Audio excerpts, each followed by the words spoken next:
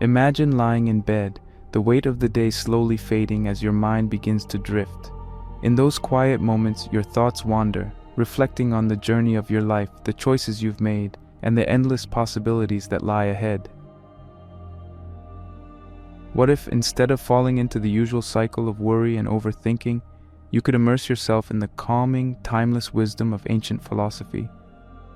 Imagine letting the teachings of Stoicism, Taoism, and existential thought lull you into a state of introspective peace, helping you to release the anxieties of the day and embrace the gentle flow of existence. Philosophy isn't just for academic halls or intellectual debates. It's a guide for navigating the human experience, and it offers a profound balm for a restless mind. The wisdom of Marcus Aurelius teaches us resilience and the art of inner peace. His reflections remind us that much of our suffering is born from our own perceptions, our attachment to outcomes, and our resistance to the natural course of events. As you listen to his words, imagine releasing the burdens you carry, letting go of the need to control what lies beyond your grasp. In this way, Stoicism becomes a comfort, encouraging you to accept each moment as it is and to let go of what you cannot change. Then we turn to Taoism, with its emphasis on flow and harmony with the universe.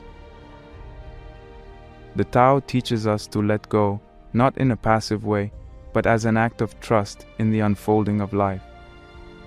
The Taoist approach encourages us to loosen our grip, to find ease in every breath, and to allow ourselves to be carried by life's currents rather than struggling against them.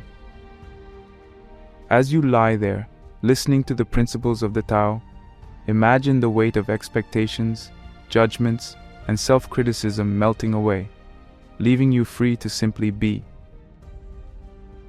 The art of letting go isn't about abandoning purpose, it's about finding purpose within the flow, a path that's naturally aligned with who you truly are.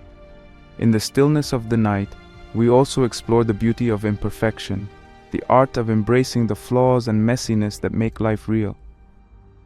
Perfection is an illusion, a fragile mask that we're taught to wear, but it's our cracks and scars that tell our true story. By embracing imperfection, you learn to let go of the relentless pressure to be flawless. In this embrace, you may find a sense of peace that is grounding and real, a peace that allows you to rest fully and authentically. We end with the existential pursuit of meaning, the task of crafting purpose in a world that doesn't hand it to us.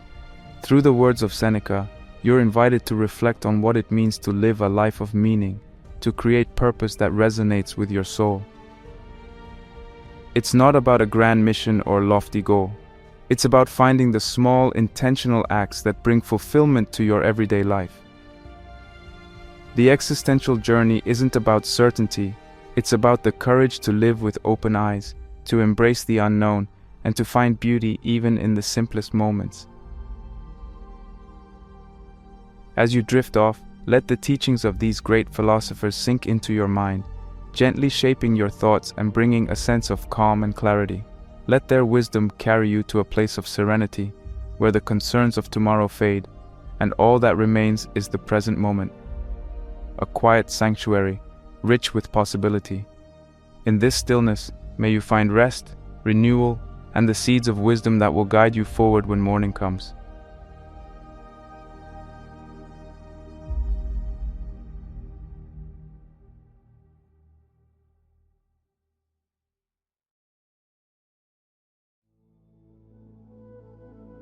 What if the secret to a happier, more peaceful life was simply letting go?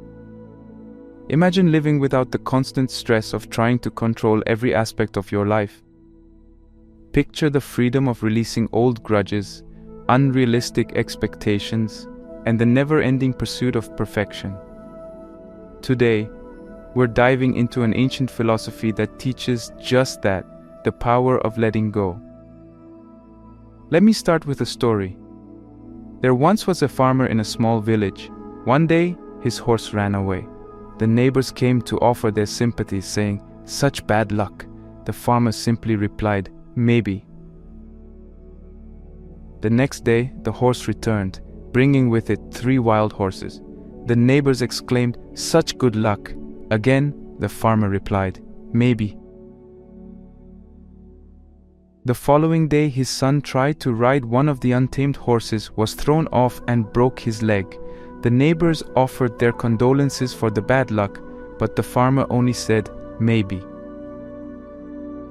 The day after, military officials came to the village to draft young men into the army. Seeing the son's broken leg, they passed him by. The neighbors congratulated the farmer on his good luck. He replied, "Maybe." This story captures the essence of letting go, of not clinging to events or outcomes, and of accepting the flow of life. We'll explore the wisdom of Taoism, an ancient Chinese philosophy that emphasizes harmony with the natural world and the art of letting go. By the end of this video, you will have a deeper understanding of how to incorporate these principles into your daily life, leading to greater personal growth, inner peace, and freedom. What is Taoism? Taoism, also spelled Taoism, is a philosophical and spiritual tradition that originated in China over 2,000 years ago. Its foundational text, the Tao Te Ching, is attributed to Lao Tzu, a semi-mythical figure who is believed to have lived during the 6th century BCE. Taoism teaches that the Tao, or the Way, is the fundamental principle that underlies and unifies the universe. The Tao is indescribable and beyond human comprehension, yet it is the source of all existence. Central to Taoist philosophy are 3 core principles: the Tao, Wu Wei, and Yin Yang. The Tao is the ultimate reality, the source, and the principle that governs the universe. It is a force that flows through all life, and living in harmony with the Tao means aligning oneself with this natural flow. Often translated as non-action or effortless action, Wu Wei is the practice of taking action that is in perfect harmony with the flow of life. It means not forcing things, but rather allowing things to unfold naturally. This principle represents the interdependence of opposites. Yin and Yang are complementary forces that create balance and harmony in the universe. Understanding and embracing this balance is key to living a harmonious life. The Tao Te Ching, a collection of 81 short chapters, is the most important text in Taoism. It offers profound wisdom on how to live a life of simplicity, humility, and compassion. The teachings of the Tao Te Ching guide us to live in harmony with the Tao and to embrace the natural flow of life.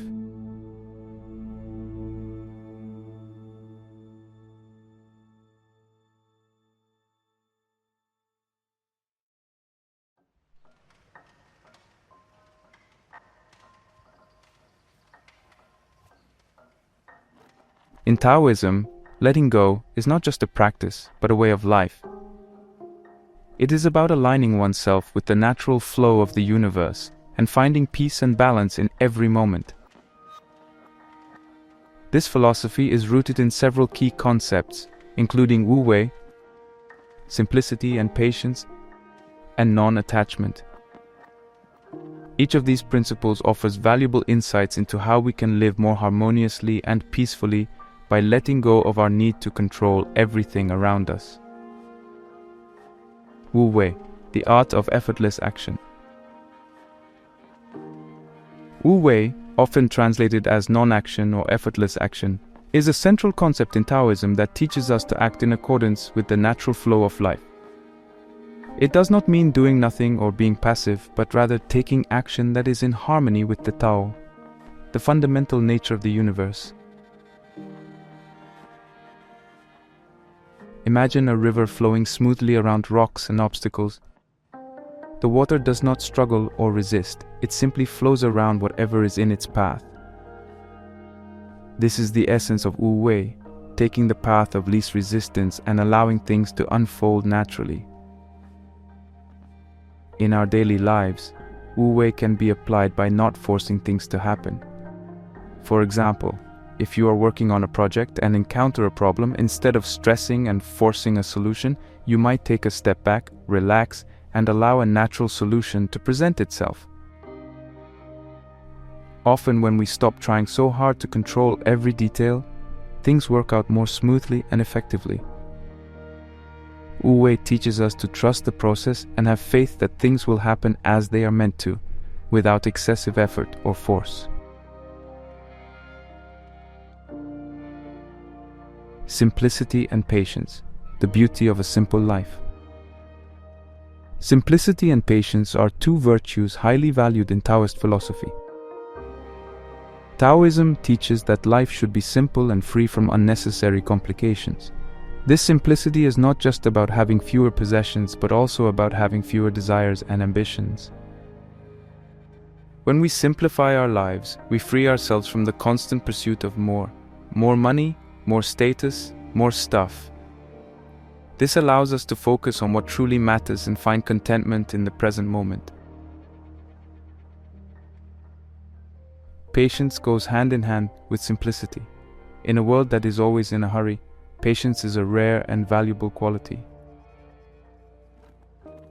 Taoism teaches that good things take time, and that we should not rush through life trying to achieve our goals as quickly as possible. Instead, we should cultivate patience and trust that everything will happen at the right time. By being patient, we can enjoy the journey rather than being fixated on the destination. This helps us to live more fully and appreciate each moment as it comes. Living a simple and patient life can greatly reduce stress and anxiety. When we let go of the need to have everything right now, we can relax and enjoy the process of life. We become more present, more mindful, and more connected to the world around us. This simplicity and patience allow us to find peace and contentment in the here and now, rather than constantly striving for something in the future.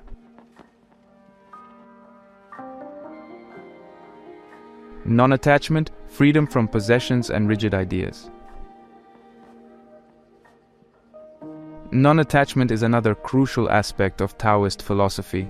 It involves letting go of our attachments to material possessions, rigid ideas, and even our own egos.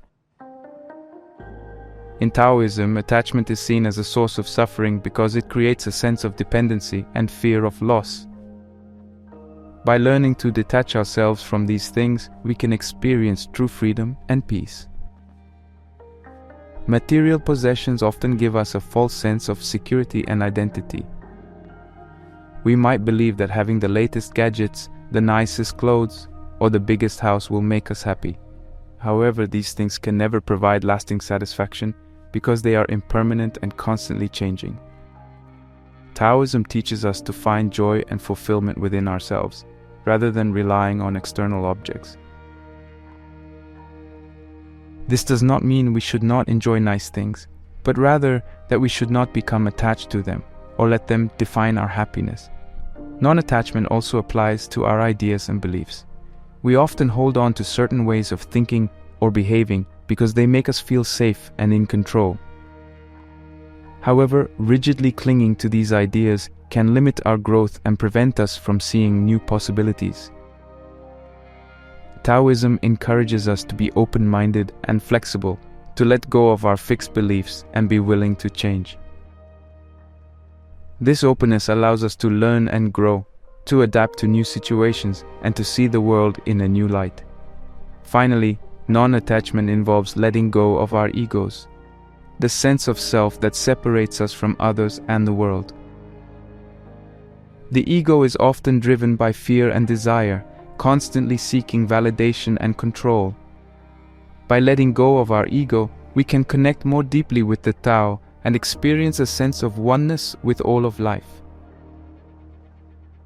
This does not mean losing our individuality, but rather transcending the ego's limitations and embracing our true nature.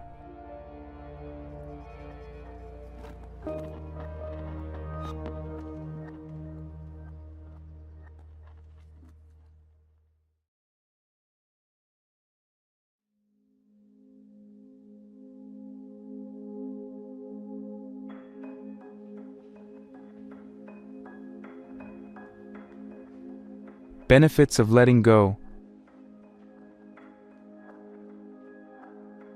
Mental peace.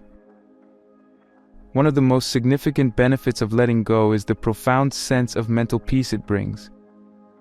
In our fast-paced world, stress and anxiety are common experiences. We often feel pressured to meet deadlines, achieve goals, and live up to expectations. This constant striving can leave us feeling overwhelmed and exhausted. However, by adopting the Taoist practice of letting go, we can significantly reduce these feelings of stress and anxiety. When we stop trying to control every aspect of our lives and accept things as they are, we create space for calmness and clarity. Letting go means trusting that things will work out as they are meant to, without our constant intervention. This trust in the natural flow of life can alleviate the pressure we place on ourselves, allowing us to relax and experience a greater sense of well-being. Instead of being caught in a cycle of worry and tension, we can embrace a state of ease and serenity. Furthermore, letting go helps us to break free from negative thought patterns that contribute to stress and anxiety. When we hold on to grudges, regrets, or fears, we are constantly reliving past hurts and anticipating future problems. This keeps us trapped in a state of mental turmoil. By letting go of these negative emotions, we can live more fully in the present moment. Mindfulness practices, which are closely aligned with Taoist principles, encourage us to observe our thoughts and feelings without judgment and to let them pass without attachment. This shift in perspective allows us to experience a sense of inner peace and reduces the mental clutter that contributes to stress and anxiety.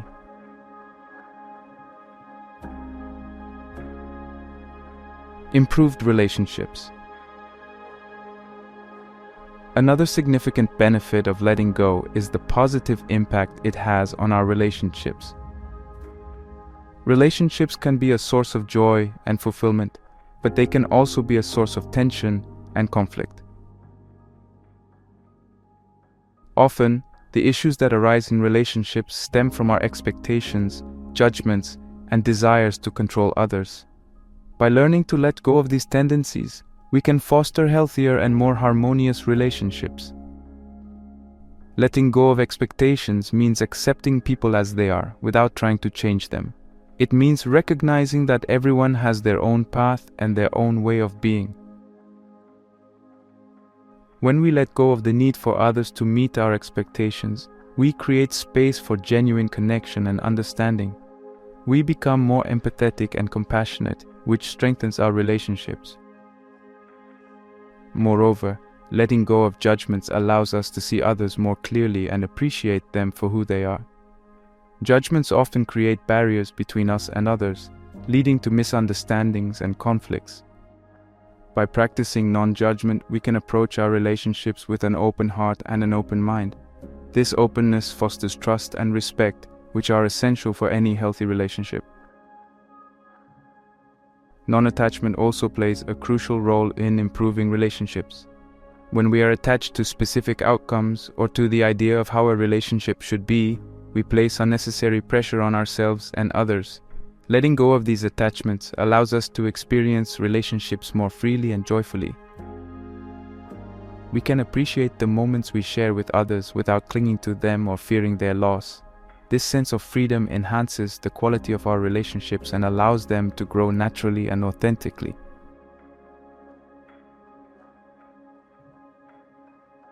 Increase creativity. Letting go and practicing non-attachment can also lead to increased creativity and innovation. Creativity thrives in an environment of openness and freedom. When we are attached to rigid ideas or specific outcomes, we limit our ability to think creatively and explore new possibilities. By letting go of these attachments, we open ourselves up to a world of creative potential.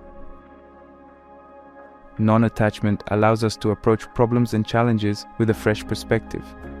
Instead of being confined by preconceived notions or fixed ideas, we can think outside the box and come up with innovative solutions. This openness to new ideas and possibilities is a key driver of creativity. When we are not afraid to let go of old ways of thinking, we can experiment, take risks, and explore uncharted territories. Furthermore, letting go of the need for perfection can enhance our creative expression. The fear of making mistakes or not being good enough can stifle our creativity and prevent us from sharing our ideas with the world.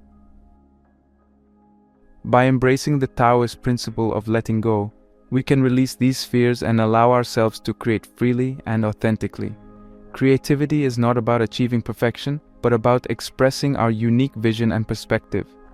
When we let go of the pressure to be perfect, we can enjoy the creative process and produce work that is more genuine and impactful.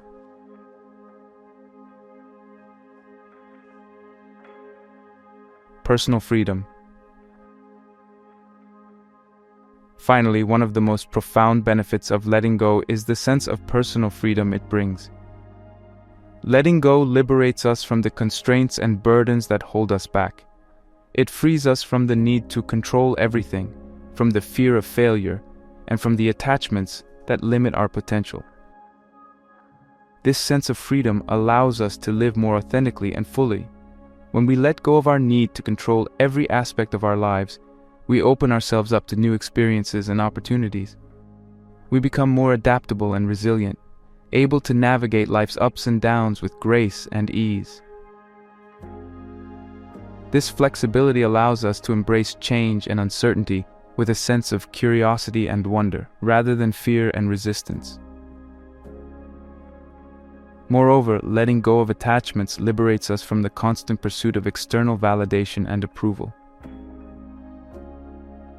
Instead of seeking happiness and fulfillment outside of ourselves, we learn to find it within. This internal sense of fulfillment is more sustainable and enduring than any external achievement or possession. It allows us to live in alignment with our true values and desires, rather than being driven by societal expectations or pressures. Personal freedom also means having the courage to follow our own path, even if it differs from the conventional or expected route. Letting go empowers us to trust our intuition and make choices that are true to ourselves. This authenticity leads to a more fulfilling and meaningful life, as we are not confined by the limitations and expectations imposed by others. The benefits of letting go are vast and transformative. By embracing the principles of Taoism, we can experience greater mental peace, improve our relationships, enhance our creativity, and achieve a profound sense of personal freedom. Letting go is not about giving up or being passive, but about trusting the natural flow of life and allowing things to unfold as they are meant to. It is about releasing the burdens that weigh us down and opening ourselves up to the limitless possibilities that life has to offer.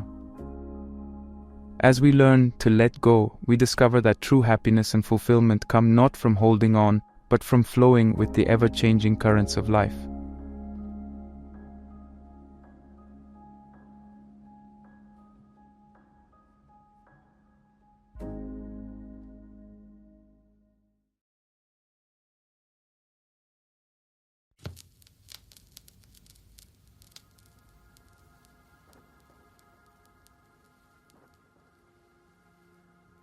Practice letting go.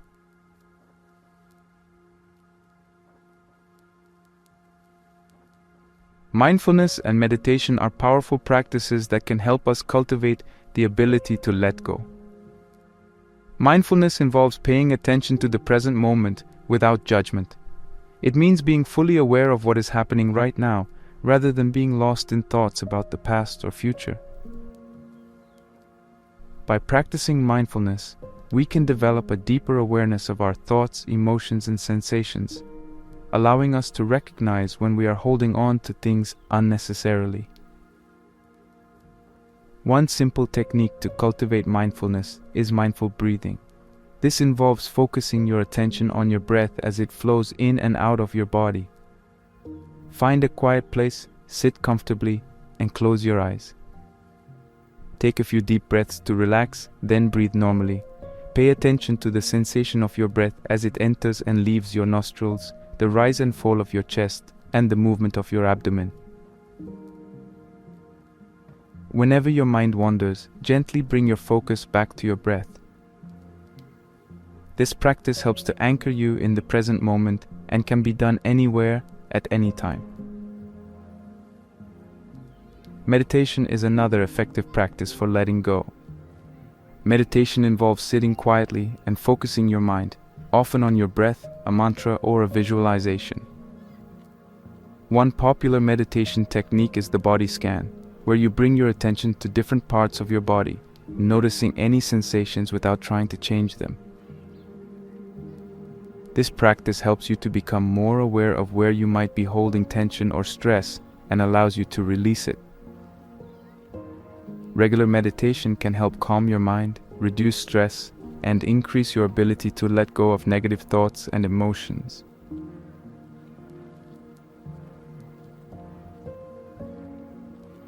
Acceptance is a core principle of letting go.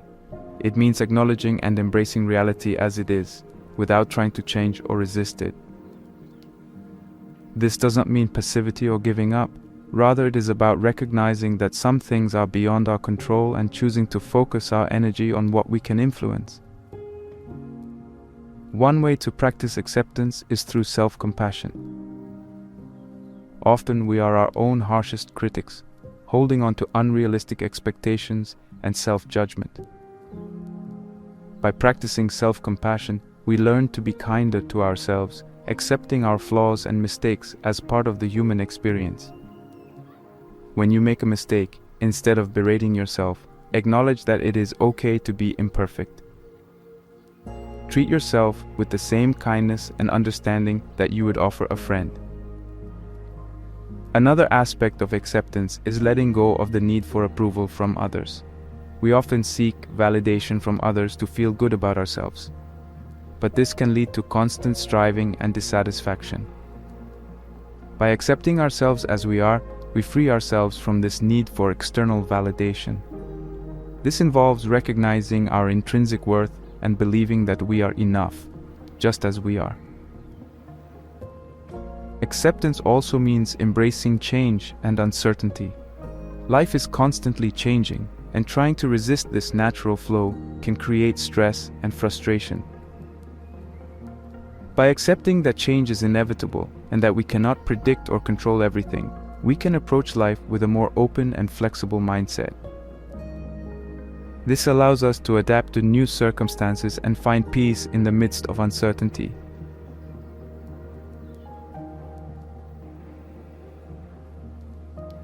Decluttering is a practical and effective way to practice letting go. It involves removing unnecessary items from your physical space and simplifying your surroundings. This process can have profound physical and mental benefits, creating a sense of order and calm in your environment. Start by assessing your living space and identifying items that no longer serve a purpose or bring you joy. This could include clothes you no longer wear, books you have already read, or gadgets that you no longer use. As you go through your belongings, ask yourself if each item adds value to your life. If not, consider donating, recycling, or discarding it. Decluttering can be done gradually, one area at a time, to avoid feeling overwhelmed. The physical act of decluttering can lead to a greater sense of control and clarity. A cluttered space can create a feeling of chaos and stress, while a tidy and organized environment promotes a sense of calm and focus. When your physical space is free of unnecessary items, it can be easier to relax and concentrate on what truly matters. Decluttering also has mental benefits. Just as physical clutter can create stress, mental clutter can weigh us down. This includes holding on to old grudges, regrets, and negative thoughts. By letting go of these mental burdens, we can create more space for positive and productive thoughts.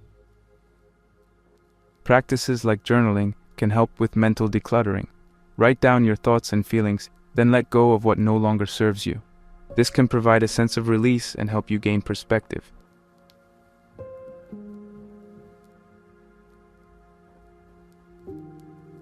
Letting go of control is one of the most challenging aspects of letting go, but it is also one of the most liberating.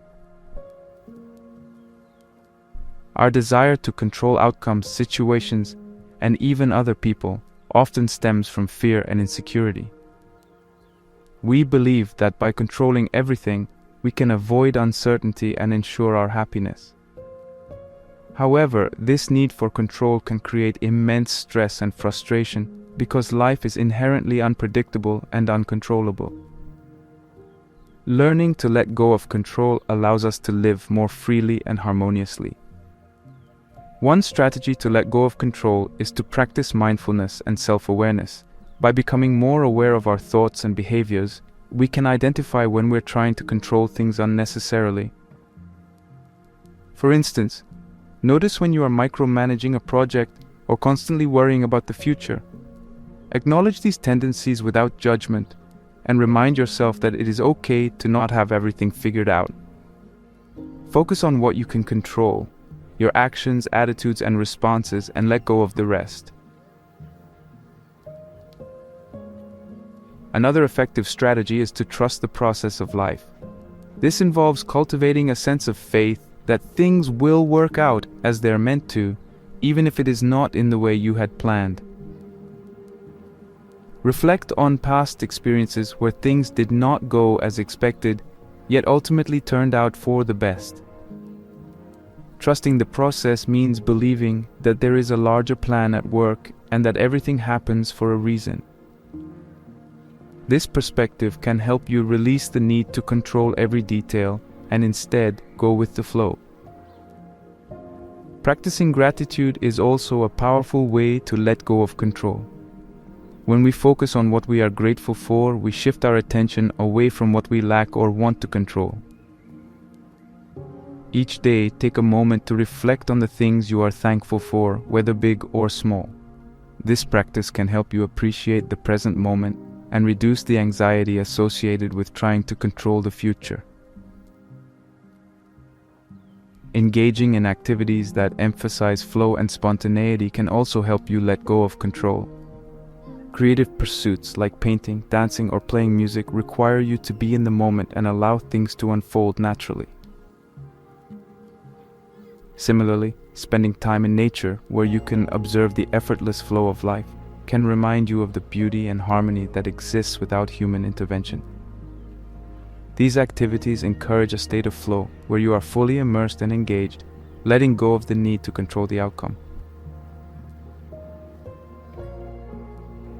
Finally, setting boundaries is crucial in the process of letting go of control. Recognize that you cannot control other people's actions or decisions, and trying to do so can strain your relationships. Instead, focus on setting healthy boundaries that protect your well-being. Communicate your needs and expectations clearly, but also be willing to respect others' autonomy and choices. By setting boundaries, you can reduce the impulse to control and create more balanced and respectful relationships. Letting go of control involves cultivating mindfulness, trusting the natural flow of life, practicing gratitude, engaging in flow activities, and setting healthy boundaries. These strategies can help you release the need to control every aspect of your life and embrace a more relaxed and trusting approach. By letting go of control, you can reduce stress, enhance your relationships, and experience a greater sense of freedom and peace. This practice is not about giving up responsibility, but rather about recognizing the limits of your control and choosing to focus your energy on what truly matters. Letting go of control allows you to live more authentically, in alignment with the natural rhythms of life.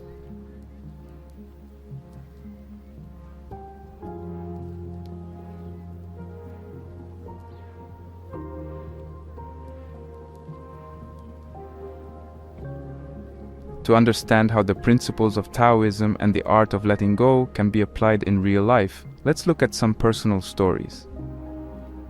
These anecdotes illustrate how individuals have used these principles to find greater peace, happiness, and success. One such story is about Sarah, a successful businesswoman who found herself constantly stressed and overwhelmed. Despite her accomplishments, she felt a persistent sense of dissatisfaction and anxiety. Sarah's turning point came when she was introduced to the concept of Wu Wei, or effortless action. She began to practice mindfulness and meditation, focusing on being present and letting go of her need to control every outcome. Sarah learned to trust that things would work out as they were meant to, without her constant intervention. By adopting this mindset, she found that she was able to make better decisions, reduce her stress, and enjoy her work more. Her relationships improved as she let go of unrealistic expectations and began to appreciate people for who they were. Sarah's story shows how the practice of letting go can transform one's professional and personal life. Another inspiring story is that of John, who struggled with anger and resentment for many years. He held on to grudges and past hurts, which affected his mental health and relationships. Through the practice of non-attachment, John learned to let go of his anger and embrace forgiveness. He started a daily meditation practice, focusing on letting go of negative emotions and cultivating compassion. Over time, John noticed a significant change in his outlook on life. He became more patient, understanding, and at peace with himself and others. His story demonstrates the profound impact that letting go of negative emotions can have on one's well-being and relationships. The principles of Taoism and the art of letting go have also been embodied by many well-known individuals and historical figures. These people have shown that by embracing these principles, one can achieve remarkable success and fulfillment. One famous example is Bruce Lee, the legendary martial artist and actor. Bruce Lee was deeply influenced by Taoist philosophy, particularly the concept of Wu Wei. He believed in the importance of being like water, adaptable, flexible, and able to flow around obstacles. Be formless, shapeless, like water. Now you put water into a cup, it becomes the cup. You put water into a bottle, it becomes the bottle. You put it in a teapot, it becomes the teapot. Now water can flow or it can crash. Be water, my friend. This approach not only shaped his martial arts style, but also his outlook on life. Lee's ability to let go of rigid techniques and embrace fluidity allowed him to innovate and excel in his field. Bruce Lee's success and enduring legacy are testaments to the power of these Taoist principles.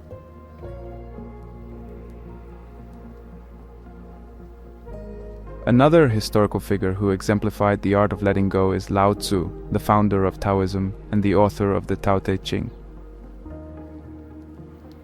Although little is known about his life, his teachings have had a lasting impact on millions of people around the world.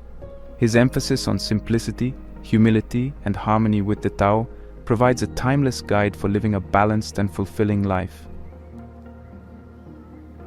Lao Tzu's own life was a reflection of his teachings. According to legend, he chose to leave his position as a court archivist and live a simple, solitary life, free from the trappings of power and ambition. His ability to let go of worldly desires and live in harmony with nature continues to inspire people to this day. Steve Jobs, the co-founder of Apple Inc., is another prominent figure who practiced the art of letting go. Jobs was known for his innovative thinking and ability to embrace change. He understood that failure and setbacks were part of the journey, and that holding on to rigid plans or ideas could hinder progress.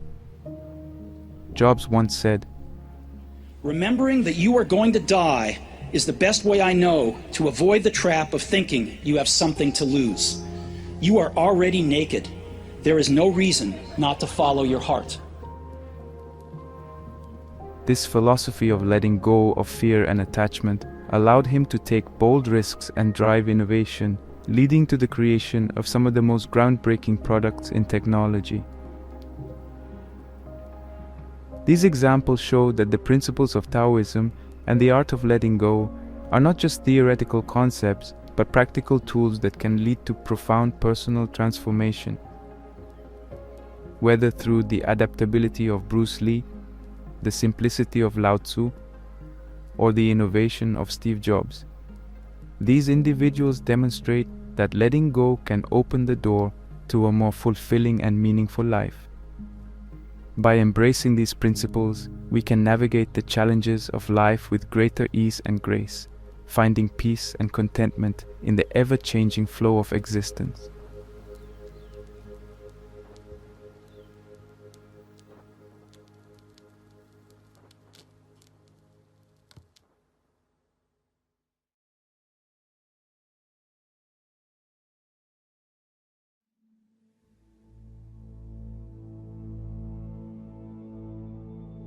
As we come to the end of our exploration of Taoism and the power of letting go, let's take a moment to recap the key points we've discussed in this video. We began by understanding the foundational concepts of Taoism, including the Tao, Wu Wei, and Yin Yang. These principles teach us about the natural flow of life and the importance of living in harmony with it. We learned that letting go is not about giving up, but about trusting the process of life and allowing things to unfold naturally. We delved into the concept of Wu Wei, or effortless action, which encourages us to act in harmony with the natural flow rather than forcing outcomes. We also discussed the importance of simplicity and patience, emphasizing that a simpler life with fewer desires can lead to greater peace and contentment. Non-attachment was another crucial aspect we covered, highlighting the benefits of detaching from material possessions, rigid ideas, and the ego. The benefits of letting go were illustrated through its impact on mental peace, improved relationships, increased creativity, and a profound sense of personal freedom. By letting go of control, we reduce stress and anxiety, foster healthier relationships, open ourselves to new ideas, and live more authentically. We also shared practical steps to practice letting go, including mindfulness and meditation techniques, the practice of acceptance, the physical and mental benefits of decluttering, and strategies to relinquish control. These steps provide a roadmap for integrating the principles of Taoism into our daily lives. Throughout the video, we highlighted real-life examples and stories of individuals who have successfully applied Taoist principles, showing us that these ideas are not just theoretical, but can lead to profound personal transformation. These examples inspire us to embrace the power of letting go in our own lives. Embracing the power of letting go is a journey towards greater peace, freedom, and fulfillment. It's about trusting the natural flow of life and releasing the burdens that weigh us down. As Lao Tzu, the founder of Taoism, wisely said, "When I let go of what I am, I become what I might be." This quote beautifully captures the essence of letting go. It's about allowing ourselves to evolve and grow unencumbered by the constraints of our fears and attachments. Remember, letting go does not mean giving up on your goals or dreams. Instead, it means pursuing them with a sense of openness and flexibility, trusting that the right opportunities and outcomes will come your way.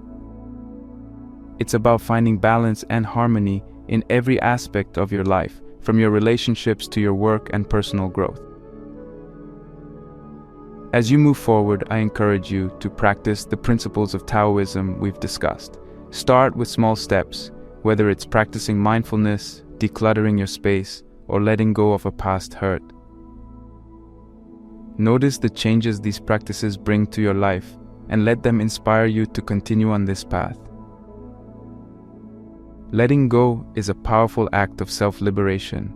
It frees us from the need to control everything and allows us to live more fully and authentically. By embracing this philosophy, you can find a deeper sense of peace and fulfillment, no matter what challenges come your way.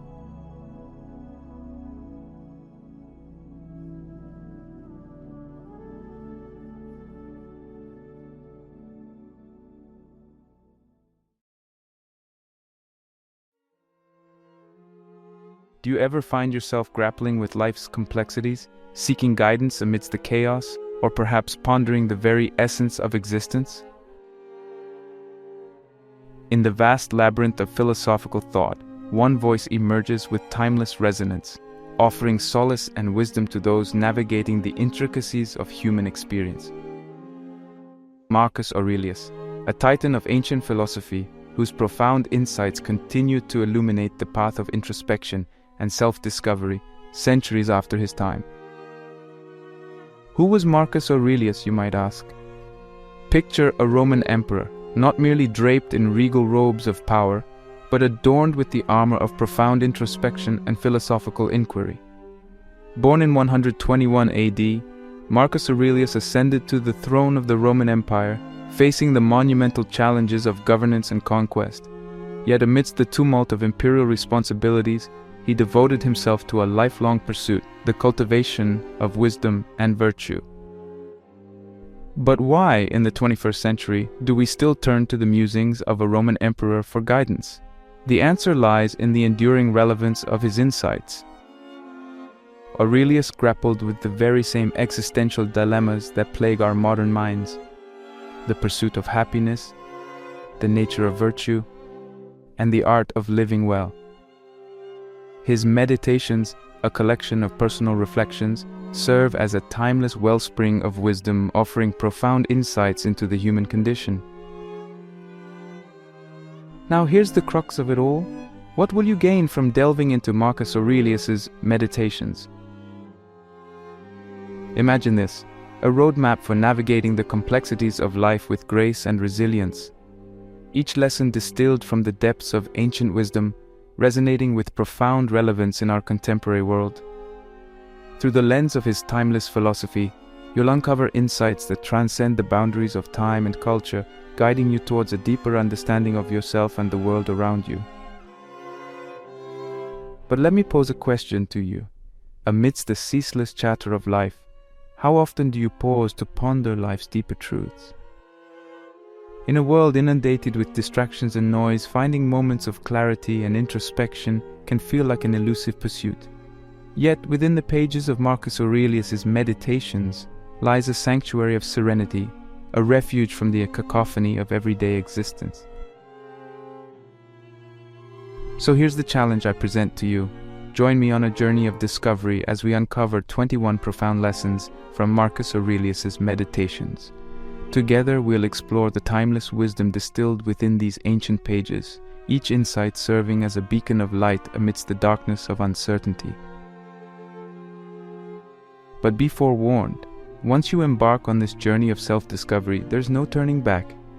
Prepare to confront the depths of your own soul as we traverse the landscapes of virtue, resilience, and existential inquiry. But fear not, for within the pages of this timeless masterpiece, you'll find not only answers, but also solace, a guiding light to illuminate the path ahead. So, brace yourself, dear viewer, for an odyssey of the mind and spirit, a voyage into the heart of ancient wisdom, where the echoes of Marcus Aurelius's voice still resonate with clarity and conviction.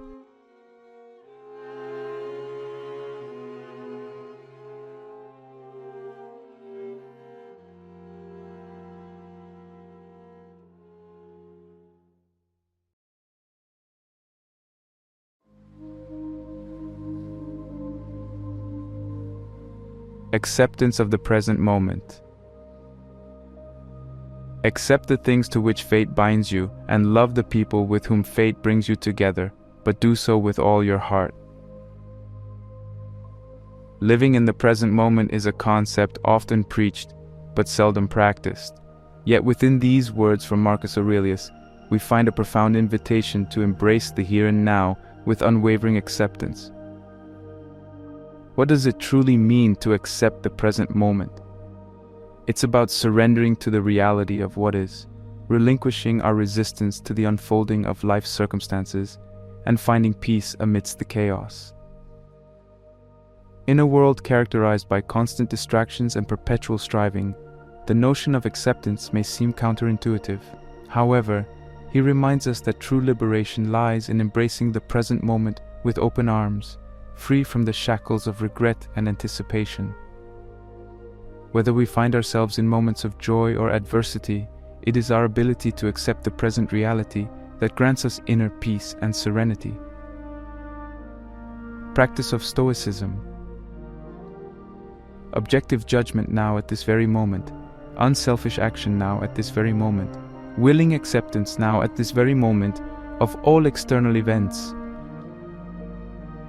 Stoicism, a philosophy founded on the principles of reason, virtue, and self-discipline, finds its embodiment in the life and teachings of Marcus Aurelius. At its core, Stoicism teaches us to cultivate an unwavering sense of inner tranquility amidst the turbulence of life's uncertainties. Rather than being swept away by the tides of emotion or circumstance, Stoicism empowers us to maintain a steadfast resolve, rooted in reason and virtue. For him, the practice of Stoicism was not merely a philosophical abstraction, but a guiding principle that permeated every aspect of his life.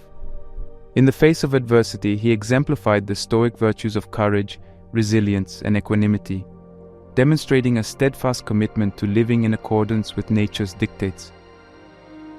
Through his actions and writings, he serves as a timeless exemplar of Stoic philosophy, inspiring countless individuals to embrace a life of virtue and inner strength. Virtue as the highest good. The happiness of your life depends upon the quality of your thoughts. Therefore, guard accordingly and take care that you entertain no notions unsuitable to virtue and reasonable nature. In a world obsessed with the pursuit of pleasure and material wealth, he offers a radical redefinition of what constitutes the highest good in life: virtue. Unlike fleeting pleasures or external accolades, virtue is an enduring quality that transcends the vagaries of fortune, enriching the soul with a sense of purpose and meaning. For Marcus Aurelius, the cultivation of virtue was not merely a means to an end, but the very essence of a life well lived. Whether it be the virtues of courage, temperance, or justice, he reminds us that true happiness arises from aligning our thoughts and actions with the noble principles of virtue. In a world fraught with moral ambiguity and ethical dilemmas, the pursuit of virtue serves as a guiding light, illuminating the path towards a life of integrity and moral excellence. Understanding impermanence. All is ephemeral, fame and the famous as well. In the grand tapestry of existence, one undeniable truth prevails: the impermanence of all things. From the fleeting beauty of a sunrise to the transient glory of empires, Marcus Aurelius invites us to confront the ephemeral nature of life with courage and equanimity. Rather than clinging to the illusion of permanence, he exhorts us to embrace the ever-changing flux of existence with open arms, recognizing that all things are subject to the inexorable march of time. Embracing impermanence is not an act of resignation, but a testament to the resilience of the human spirit. It is through the acceptance of life's transience that we find liberation from the shackles of attachment and desire, embracing each moment as a precious gift to be savored and cherished. In his timeless words, "Waste no more time arguing about what a good man should be one."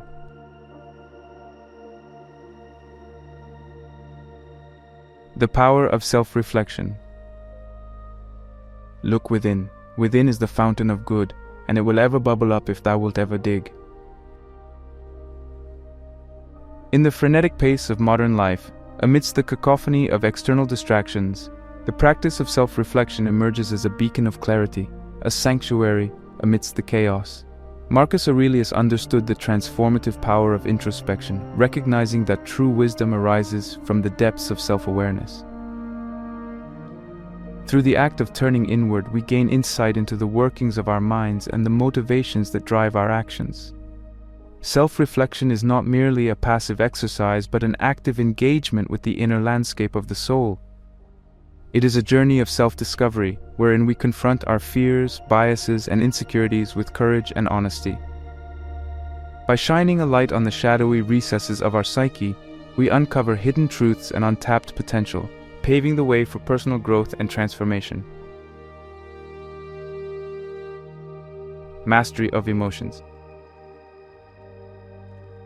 Choose not to be harmed, and you won't feel harmed. Don't feel harmed, and you haven't been. Emotions, like tempestuous waves crashing upon the shore, have the power to engulf us in a sea of turmoil or propel us towards the shores of serenity. For Marcus Aurelius, mastering one's emotions was not a lofty ideal, but a practical necessity for navigating the vicissitudes of life with equanimity. In the face of adversity, he teaches us to cultivate an inner fortress of emotional resilience, shielding ourselves from the onslaught of negative thoughts and feelings.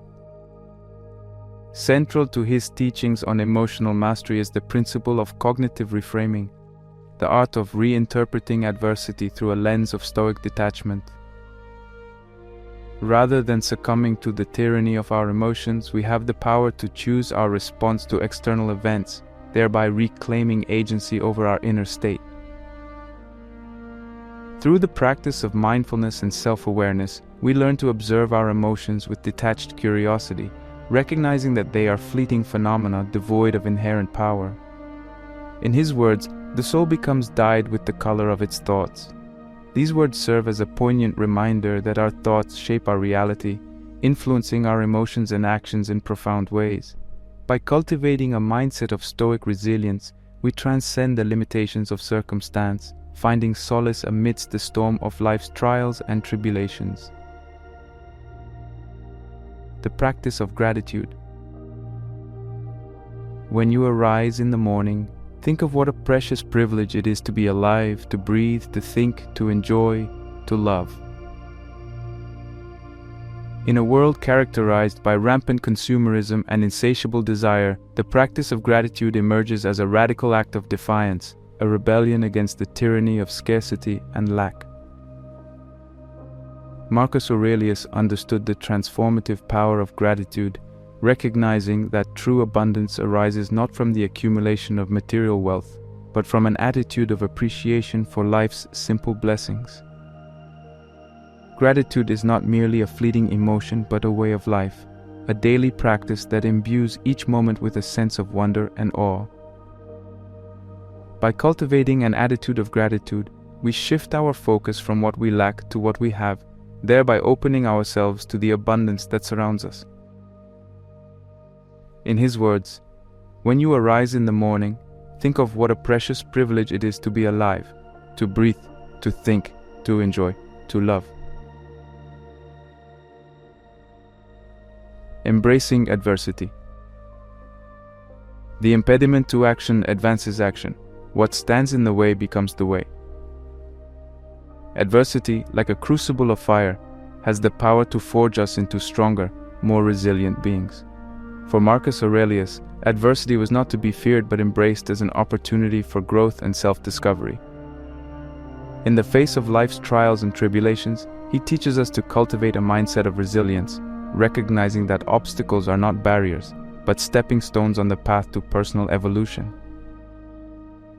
Central to his teachings on adversity is the principle of amor fati, the love of fate. Rather than lamenting the hand we've been dealt, we learn to embrace our circumstances with courage and equanimity, recognizing that each challenge is an opportunity for growth and self-transformation. The impediment to action advances action. What stands in the way becomes the way.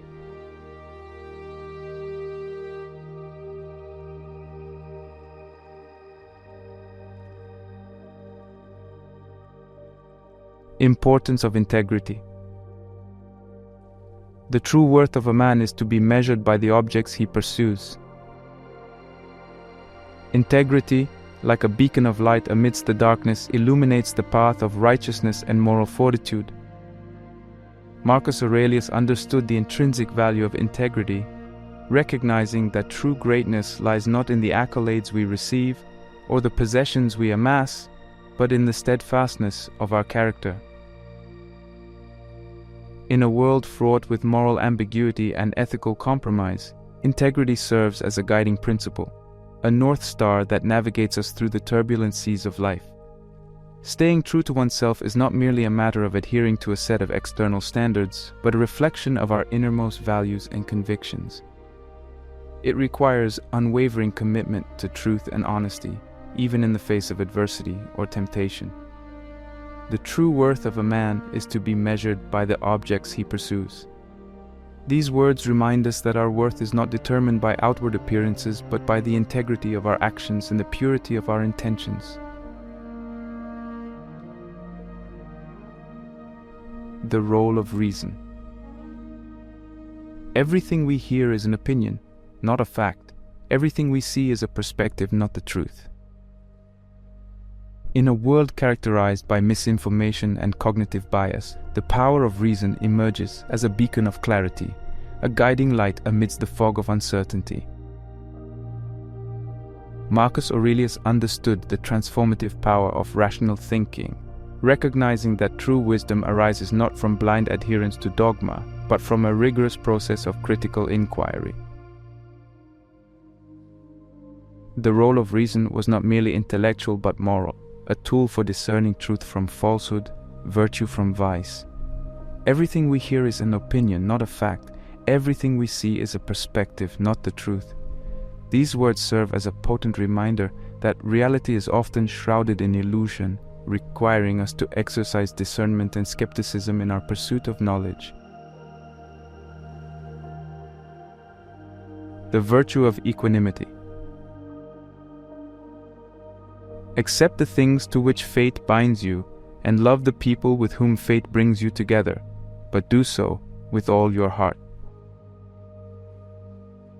In a world of constant flux and uncertainty, the virtue of equanimity emerges as a steadfast anchor, a beacon of stability amidst the stormy seas of life. Marcus Aurelius understood the transformative power of maintaining inner balance, recognizing that true peace arises not from resisting the ebb and flow of existence, but from embracing it with open arms. The virtue of equanimity invites us to cultivate a sense of acceptance and resilience in the face of life's inevitable ups and downs. It is a recognition that change is the only constant in life, and that our ability to adapt and flow with the currents of fate determines our inner peace and well-being.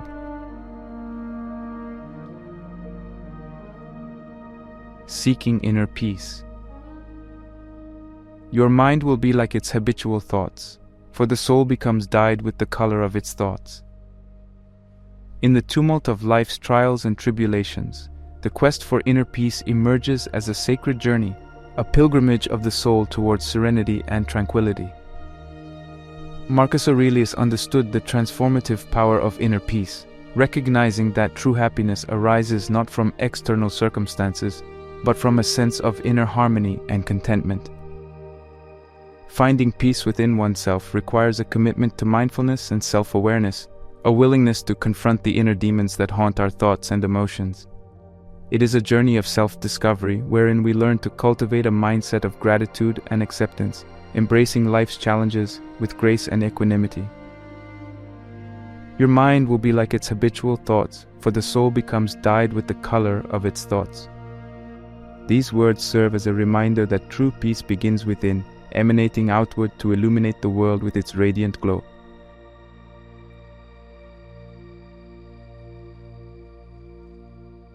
Cultivating resilience. The obstacle is the way. In the crucible of life's trials and tribulations, resilience emerges as a beacon of strength, a testament to the indomitable spirit of the human soul. Marcus Aurelius understood the transformative power of resilience, recognizing that adversity is not a barrier, but a crucible for personal growth and self-discovery. Through the practice of Stoic endurance, we learn to confront life's challenges with courage and fortitude, turning obstacles into opportunities for transcendence. Building mental strength is not a matter of brute force or unyielding determination, but a cultivation of inner resilience, an unwavering commitment to facing adversity with grace and equanimity. The obstacle is the way. These words serve as a reminder that true greatness arises not from the absence of obstacles, but from our ability to overcome them with courage and resilience. Practicing moderation. Moderation in all things.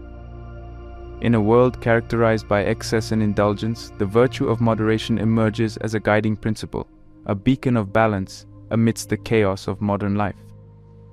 Marcus Aurelius understood the importance of moderation, recognizing that true happiness arises not from the pursuit of pleasure, but from a life lived in harmony with the natural order. Practicing moderation is not a matter of deprivation or asceticism, but a celebration of life's simple pleasures, a recognition that true fulfillment lies not in the accumulation of wealth or possessions, but in the cultivation of inner contentment. Moderation in all things. These words serve as a reminder that balance is the key to a life well lived, guiding us towards a path of sustainable happiness and lasting fulfillment. Embracing change. Time is a river, a violent current of events, glimpsed once and already carried past us, and another follows and is gone. In the ever-changing tapestry of existence, change emerges as an immutable truth, a constant companion on the journey of life. Marcus Aurelius understood the inevitability of change, recognizing that resistance is futile in the face of the relentless march of time. Instead of clinging to the past or yearning for an uncertain future, he teaches us to embrace the fleeting moment with open arms, recognizing that each moment is a precious gift to be savored and cherished. Embracing change is not a matter of resignation or defeat, but a celebration of the inherent impermanence of existence, a recognition that all things must pass, giving way to new beginnings and endless possibilities. Time is a river, a violent current of events, glimpsed once and already carried past us, and another follows and is gone. These words serve as a reminder that life is but a fleeting moment, urging us to seize the present with courage and gratitude. Letting go of ego. It never ceases to amaze me. We all love ourselves more than other people, but care more about their opinion than our own. In the labyrinth of the human psyche, ego emerges as a formidable adversary, a shadowy specter that clouds our judgment and distorts our perception of reality. Marcus Aurelius understood the detrimental effects of ego, recognizing that self-absorption is the root cause of much suffering and discontent. Instead of seeking validation from external sources or clinging to a false sense of identity, he teaches us to let go of ego, to transcend the narrow confines of the self and embrace the interconnectedness of all living beings. Letting go of ego is not a matter of self-denial or self-effacement, but a liberation from the shackles of narcissism and self-interest. It is a recognition that true happiness arises not from the pursuit of fame or fortune, but from a sense of inner peace and contentment. It never ceases to amaze me. We all love ourselves more than other people, but care more about their opinion than our own. These words serve as a poignant reminder that true freedom lies in transcending the ego, embracing humility, and cultivating compassion for all beings.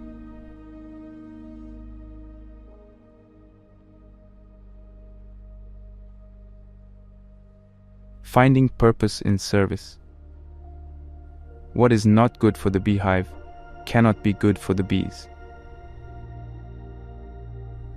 In the grand tapestry of existence, the pursuit of purpose emerges as a noble quest, a journey of self-discovery and self-transcendence. Marcus Aurelius understood the transformative power of service, recognizing that true fulfillment arises not from the pursuit of selfish desires, but from a life lived in service to others. What is not good for the beehive cannot be good for the bees. These words serve as a reminder that our individual well-being is intrinsically linked to the welfare of the collective, a recognition that true greatness lies not in the accumulation of wealth or power, but in the impact we make on the lives of others. Finding purpose in service is not a matter of altruism or self-sacrifice, but a recognition of our interconnectedness with all living beings. It is a celebration of the inherent dignity and worth of every individual, regardless of their station in life.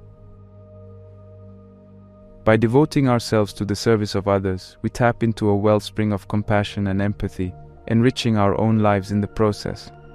In the words of Marcus Aurelius, the object of life is not to be on the side of the majority, but to escape finding oneself in the ranks of the insane. These words serve as a reminder that true happiness arises not from selfish pursuits, but from a life lived in service to others. Humility in success. Let it be your constant method to look into the design of people's actions and see what they would be at, as often as it is practicable, and to make this custom the more significant, practice it first upon yourself. In the dizzying heights of success, humility emerges as a rare virtue, a beacon of light amidst the darkness of ego and self-aggrandizement. True greatness lies not in the adulation of others, but in the quiet dignity of self-awareness. Let it be your constant method to look into the design of people's actions and see what they would be at, as often as it is practicable. And to make this custom the more significant, practice it first upon yourself.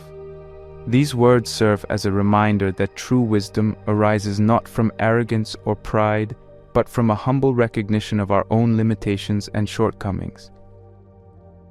Humility in success is not a matter of self-effacement or false modesty, but a celebration of the interconnectedness of all living beings. It is a recognition that our achievements are but fleeting moments in the grand tapestry of existence, deserving of gratitude and reverence rather than arrogance and entitlement. By cultivating humility, we open ourselves to the wisdom of others, recognizing that true greatness lies not in isolation but in collaboration and cooperation. Developing inner strength. The universe is change, our life is what our thoughts make it. In the crucible of life's trials and tribulations, inner strength emerges as a beacon of resilience, a testament to the indomitable spirit of the human soul. Marcus Aurelius understood the transformative power of inner strength, recognizing that true greatness lies not in the absence of adversity, but in our ability to overcome it with courage and fortitude. These words serve as a reminder that our thoughts shape our reality, influencing our emotions and actions in profound ways. Developing inner strength is not a matter of brute force or unyielding determination, but a cultivation of resilience and self-awareness. It requires us to confront our fears and insecurities with courage and honesty, recognizing that true growth arises not from comfort but from adversity.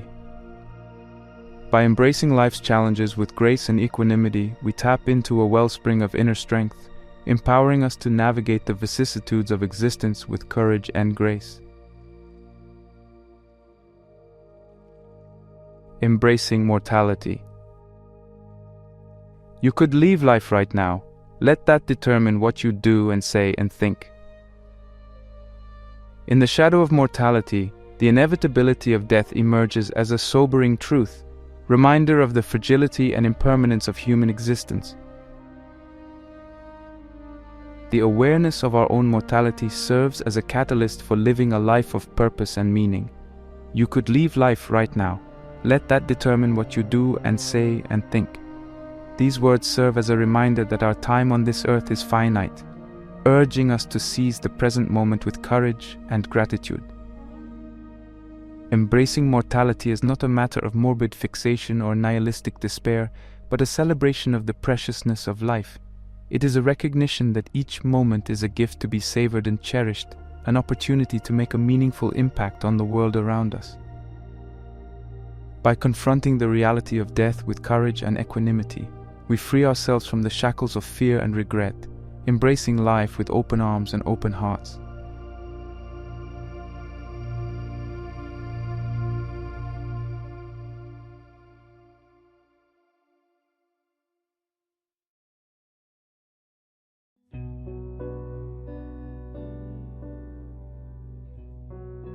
The Meditations of Marcus Aurelius serves as a timeless reservoir of wisdom, offering profound insights into the nature of existence and the art of living well. Throughout this journey, we have explored a myriad of lessons distilled from the depths of ancient philosophy, each serving as a guiding light amidst the darkness of uncertainty. From the acceptance of the present moment to the cultivation of resilience, he teaches us to navigate life's complexities with grace and equanimity. we have learned the importance of living in harmony with nature, embracing change, and finding purpose in service to others. We have explored the transformative power of humility, the cultivation of inner strength, and the necessity of embracing mortality as a catalyst for living a life of purpose and meaning. As we reflect on these timeless principles, let us remember that wisdom is not merely intellectual but practical, a guide for navigating the complexities of existence with courage and grace. Let us heed his call to action, applying these principles in our own lives with diligence and intention. In a world fraught with uncertainty and turmoil, the teachings of Marcus Aurelius offer a beacon of hope, a reminder that true greatness lies not in the pursuit of external accolades or material wealth, but in the cultivation of inner virtue and moral excellence. Let us embrace these principles with open hearts and open minds, recognizing that true happiness arises not from external circumstances, but from a life lived in alignment with truth, virtue, and reason.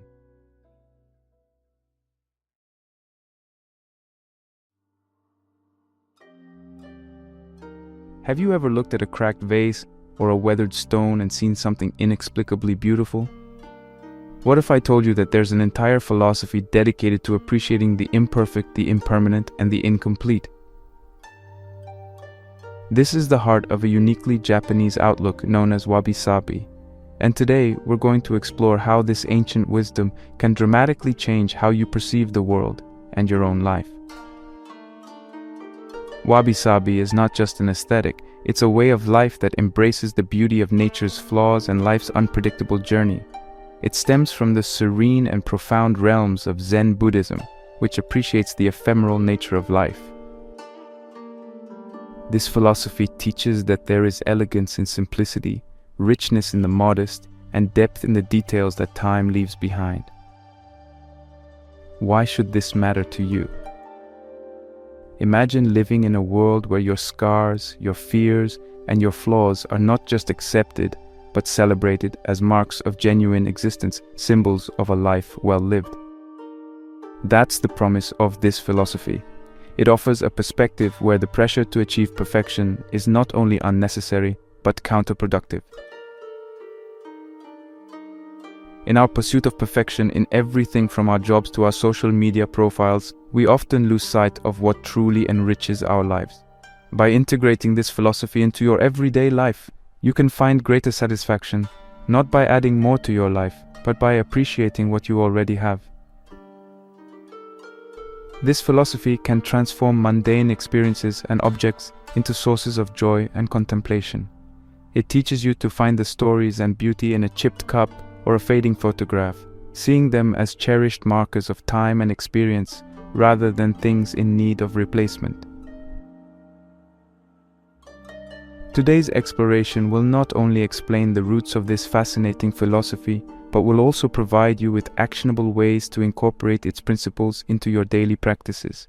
By the end of this video, you will see how embracing imperfection can lead to a fuller, more authentic life experience. We will delve into how this philosophy challenges the relentless pursuit of perfection in modern culture and offers a peaceful alternative that celebrates the cracks and crevices both in our pottery and in ourselves. You might wonder how something as simple as appreciating a weathered piece of wood can impact your life significantly. This is where the subtle power of this concept lies. It shifts your focus from what things are supposed to be to appreciating them for what they are. This shift in perception can reduce stress and increase your emotional well-being. Moreover, wabi-sabi is deeply intertwined with the Japanese tea ceremony, a practice that epitomizes this philosophy through its rituals and focus on the present moment. The ceremony itself is a dance of mindfulness, where every movement and piece used is a celebration of imperfections, collectively creating a harmonious and meaningful experience. This tradition underscores the idea that beauty and satisfaction can be found in the most transient of moments. If you're ready to shift your perspective and find beauty in the most unexpected places, stay tuned. This isn't just about learning a new philosophy, it's about transforming how you live by changing the way you see the world. and it starts with embracing the art of perfect imperfection.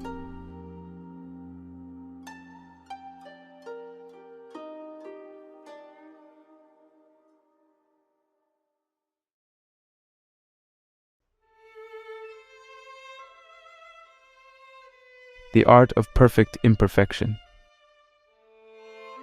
Wabi-sabi teaches us that beauty is an evolving process, a reflection of the ebb and flow of life. This philosophy originates from a worldview deeply rooted in Zen Buddhism, which emphasizes simplicity, authenticity, and the transient nature of all things. The principles of Zen teach that enlightenment can be achieved through meditation, insight, and an understanding of the impermanence of the world. This Japanese tradition also significantly influences the traditional tea ceremony, a practice that encapsulates the essence of mindfulness and acceptance. The tea ceremony, known as chanoyu, involves a ritual preparation and presentation of matcha, powdered green tea. It is an art form that prioritizes process over outcome, where every step and every tool used is an embodiment of appreciation for the fleeting moments that define our existence. In the context of this philosophy, beauty is not found in the flawless or the eternal. Instead, it is seen in the cracks, the wear, and the natural cycle of growth and decay. This perspective teaches us to look beyond conventional beauty standards, to see the allure in a withered leaf, the elegance in an aged wood's grain, and the story in a chipped ceramic bowl. Each of these imperfections is a testament to a history, to a life lived, and to the natural forces that shape and influence everything in the universe. Moreover, the concept of this philosophy was never meant to stand still but to flow and change with life itself. It suggests that beauty is dynamic and ever-changing, and our understanding of beauty must evolve with it. By embracing this philosophy, we learn to appreciate the richness of life as it is now, without clinging to past ideals or future expectations. This notion of finding beauty in the here and now is an integral part of Zen teachings, which assert that the present moment is all we truly have. Thus, this philosophy and its integration into the Japanese tea ceremony serve as profound reminders of the transient nature of our existence. They encourage us to live more fully, to appreciate the temporary beauty that surrounds us, and to cultivate a sense of peace about the world's inherent imperfections. By learning to appreciate these elements, we open ourselves to experiences and aesthetics that defy the conventional, broadening our perspectives and deepening our engagement with the world. This philosophy is more than just an aesthetic criterion. It is a pathway to a deeper understanding of life and our place within it. It challenges us to reconsider our relationship with nature, objects, and each other in a way that promotes authenticity and harmony. This philosophy not only enhances our appreciation for art and design, but also deepens our respect for the natural world and its capacity to teach us about beauty, resilience, and the inevitability of change.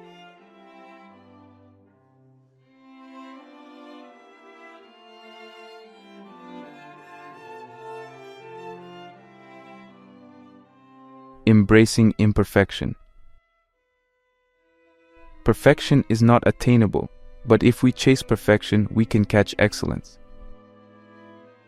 This profound insight invites us to consider a crucial aspect of the Japanese philosophy we've been discussing, the acceptance of imperfection.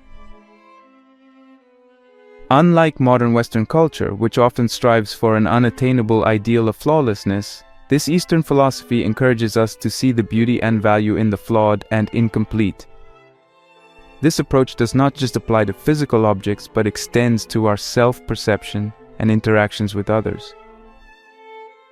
Consider for a moment the immense pressure many people feel to present a perfect facade, whether it's in their academic achievements, social media profiles, or even in their physical appearance.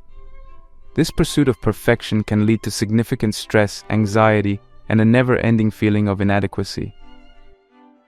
The contrast with the philosophy in question couldn't be more stark. Here, the inherent beauty of an object or person is often attributed to its unique imperfections and the story these imperfections tell.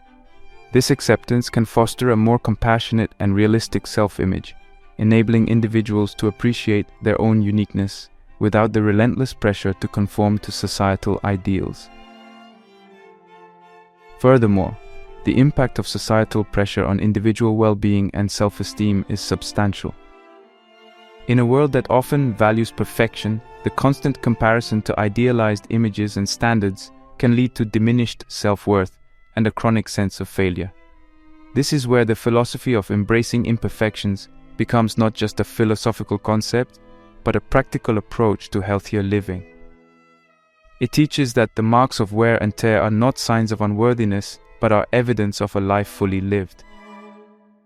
This shift in perspective can relieve the psychological burden of needing to appear perfect, reducing anxiety and depression, and promoting a more balanced and satisfied state of mind. In addition, this philosophy promotes resilience. By understanding that everything is subject to change and decay, individuals can become more emotionally and mentally flexible, better able to cope with the challenges and setbacks that life inevitably brings.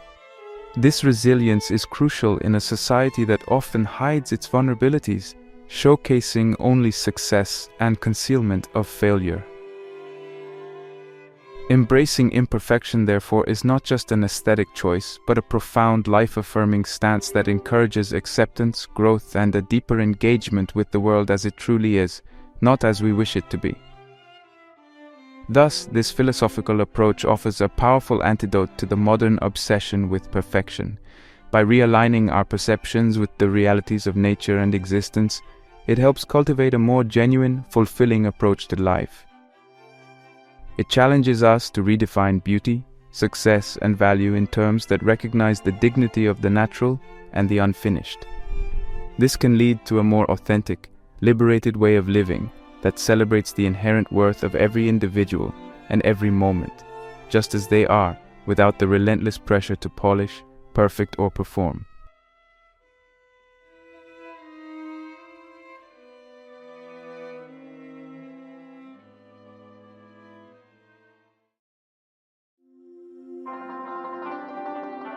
Finding beauty in the imperfect. There is a crack in everything. That's how the light gets in. This evocative statement perfectly captures the essence of finding beauty in the imperfect and understanding how the philosophy we've been discussing nurtures this perception.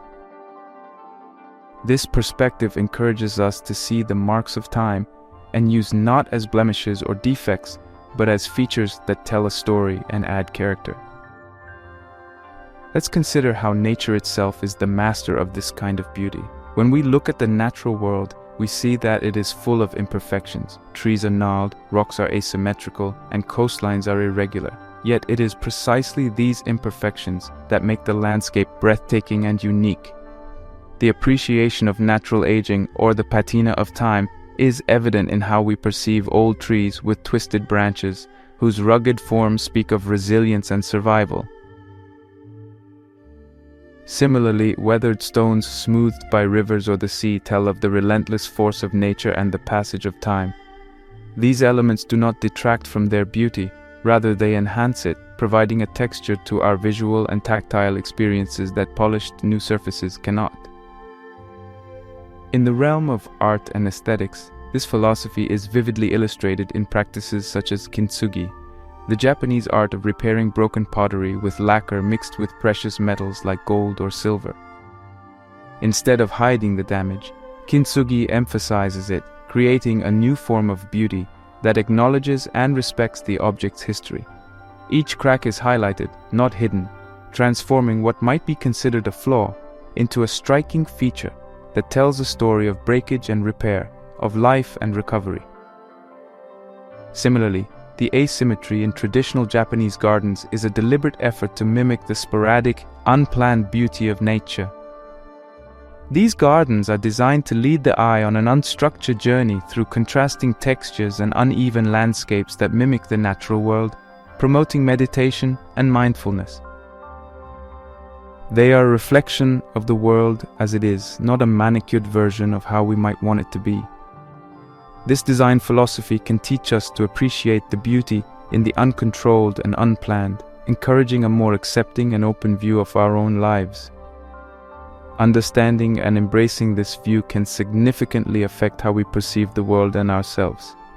It teaches us to value the present moment and find beauty in the now, despite its imperfections, rather than constantly striving for a more perfect future that may never come.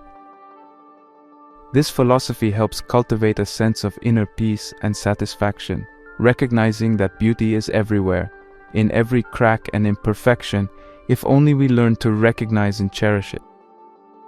By embracing the idea that flaws can contribute to beauty, we become more accepting of our own imperfections and those of others.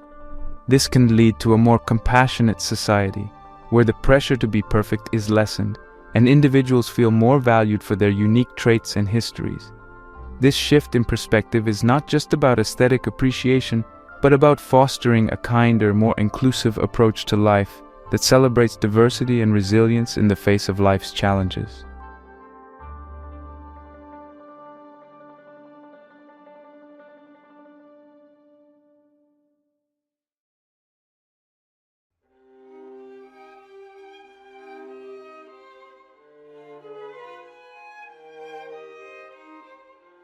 Embracing transience.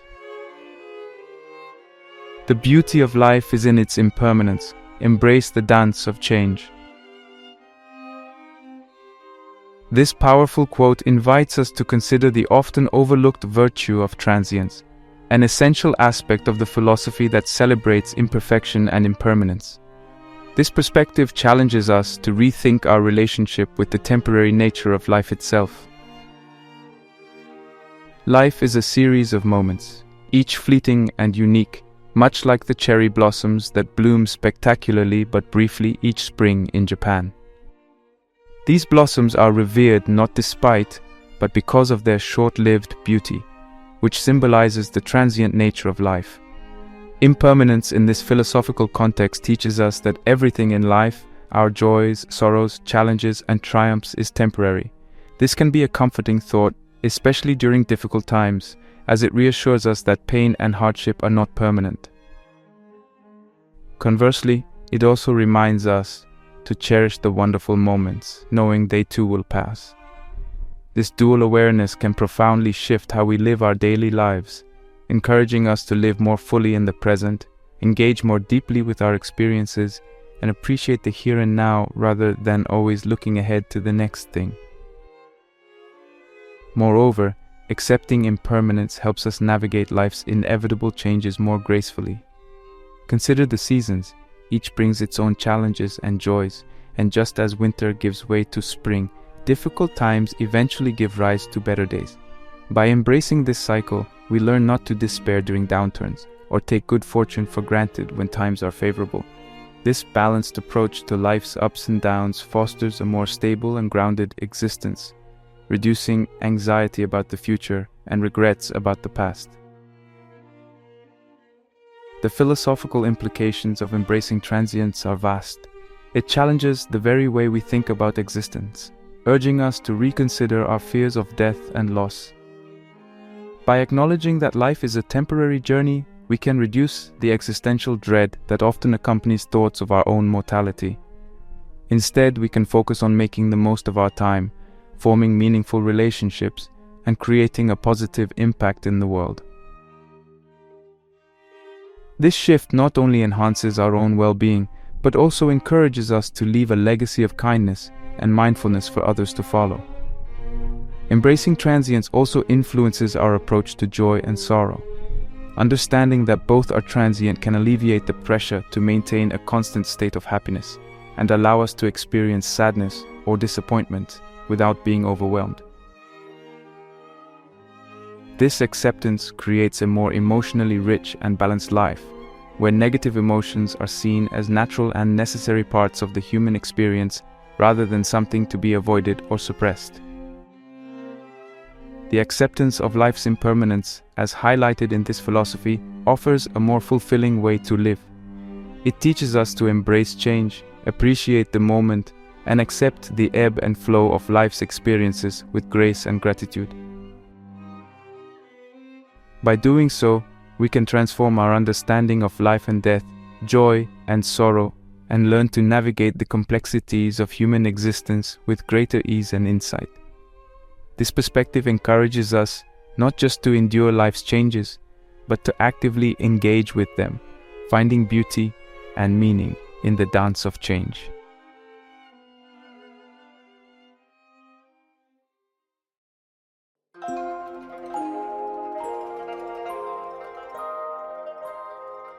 Power of simplicity. In simplicity, there is truth. This insightful quote captures the essence of cultivating simplicity, a principle that is central to the aesthetic and philosophical tenets of the Japanese philosophy we've been discussing. This approach to life emphasizes the importance of stripping away the non-essential, focusing instead on the core elements that truly matter. In an age where consumerism and digital overload often overwhelm our senses and clutter our minds, the call for simplicity becomes increasingly vital. Simplicity in this context is not just about minimalism in design or possessions, it's about cultivating an inner clarity and prioritizing life's essential values. This philosophy teaches that true beauty and satisfaction derive from a deep appreciation of the basics, whether in art, in nature, or in our daily routines. By reducing the extraneous, we make room for the truly important aspects of life to flourish. For example, a simple, unadorned pottery piece that bears the marks of its maker can be more appealing and meaningful than a perfectly mass-produced item. This preference for simplicity extends to personal lifestyles as well, encouraging practices that focus on authenticity and a deep connection to one's environment and community. The benefits of decluttering and simplifying life are manifold. On a practical level, reducing physical clutter in our homes and workspaces can lead to a clearer mind and reduced stress. Numerous studies have shown that excessive belongings can create a sensory overload, whereas clean and orderly spaces can help calm the mind and improve focus. But decluttering isn't just about tidying up physical spaces. It's also about simplifying our schedules, commitments, and even our digital lives. This process helps us prioritize activities and relationships that truly enrich our lives, allowing us more time and energy to engage deeply with them. On a deeper level, simplifying life can lead to significant emotional and psychological benefits. It allows for greater self-reflection and a clearer understanding of one's desires and needs. Without the constant distraction of new items or the pressure to keep up with social trends, individuals can develop a stronger sense of self and a more grounded existence. This clarity can enhance one's relationships and overall life satisfaction, as decisions are more likely to be aligned with personal values and long-term goals. The cultivation of simplicity as taught by this philosophy is not merely an aesthetic choice, but a profound lifestyle decision that can lead to a richer, more fulfilling life. It challenges us to rethink what is truly necessary and what brings us genuine joy and peace. This minimalist approach doesn't mean living without luxury or comfort, but rather making more conscious choices that align with core principles of authenticity and sustainability. By embracing simplicity, we learn to appreciate the abundance of less and find greater depth and meaning in our everyday lives.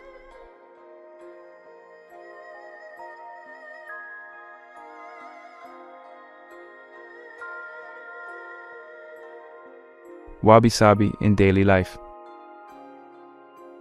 Enjoy the little things in life, for one day you may look back and realize they were the big things. This closing quote beautifully summarizes the essence of incorporating the principles we've discussed into daily life. It's about recognizing and savoring the beauty in the mundane, the imperfection, and the transient moments that often go unnoticed but cumulatively define our existence. Let's explore some practical ways to bring this philosophy into our everyday routines, emphasizing mindfulness and the acceptance of life's natural flow. One practical tip is to start each day with a moment of appreciation. Before the rush of daily responsibilities begins, take a few minutes to notice and appreciate something simple around you, perhaps the way morning light filters through your window, the texture of your breakfast, or the sound of the birds outside. This practice helps cultivate a habit of mindfulness, which can extend throughout the day, enhancing your awareness and appreciation of your surroundings. Another way to embrace these principles is through the art of journaling. Keep a gratitude journal where you regularly record things you're thankful for, especially those small imperfect details that might typically go unnoticed. This could be a note about a pleasant conversation, the unique way your coffee spilled and created a pattern, or how you felt reading a book. Journaling not only serves as a reminder of these moments, but also encourages a positive mindset that focuses on beauty and appreciation. Additionally, simplifying your living space can be a transformative step. Declutter your environment to keep only those items that have meaning or serve a purpose. This doesn't mean your space should be sparse or devoid of decoration. Rather, let each item around you be something that resonates with personal significance, tells a story, or brings joy. This might mean repairing and keeping an old, comfortable chair that's seen better days because it holds numerous memories, rather than replacing it with something new but impersonal. In terms of accepting the natural flow of life, practice letting go of the need for control. This can be applied in small, everyday contexts, like not fretting over a change in plans or a project that didn't go perfectly at work or school. Recognize that these deviations are part of life's impermanence and can lead to unexpected joys or learning experiences.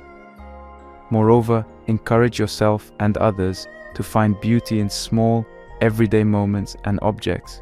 This could be practicing photography with your phone or a camera, focusing on capturing images of everyday life in unusual, insightful ways. Photograph the way shadows play on a busy street, the smile of a friend, or a meal before it is eaten. Photography can be a powerful tool to observe the world in a more detailed and appreciative way. Lastly, engage in activities that slow down your pace and allow you to enjoy the process of creation. This could be anything from gardening, where you witness the slow but rewarding process of growth and decay, to cooking, where you can appreciate the colors, textures, and flavors of ingredients. Each activity offers unique imperfections and challenges, providing opportunities to embrace and celebrate the unexpected and the transient. By integrating these practices into your life, you gradually shift your focus from seeking perfection to appreciating the beauty in imperfection. This not only makes your daily life more fulfilling, but also aligns your actions with a deeper philosophical appreciation for life as it is, enhancing your overall well-being and contentment. Remember, it's the small, seemingly insignificant moments and details that often weave the richest tapestries of our lives. Embracing this can transform ordinary days into a series of meaningful experiences, rich in beauty and satisfaction.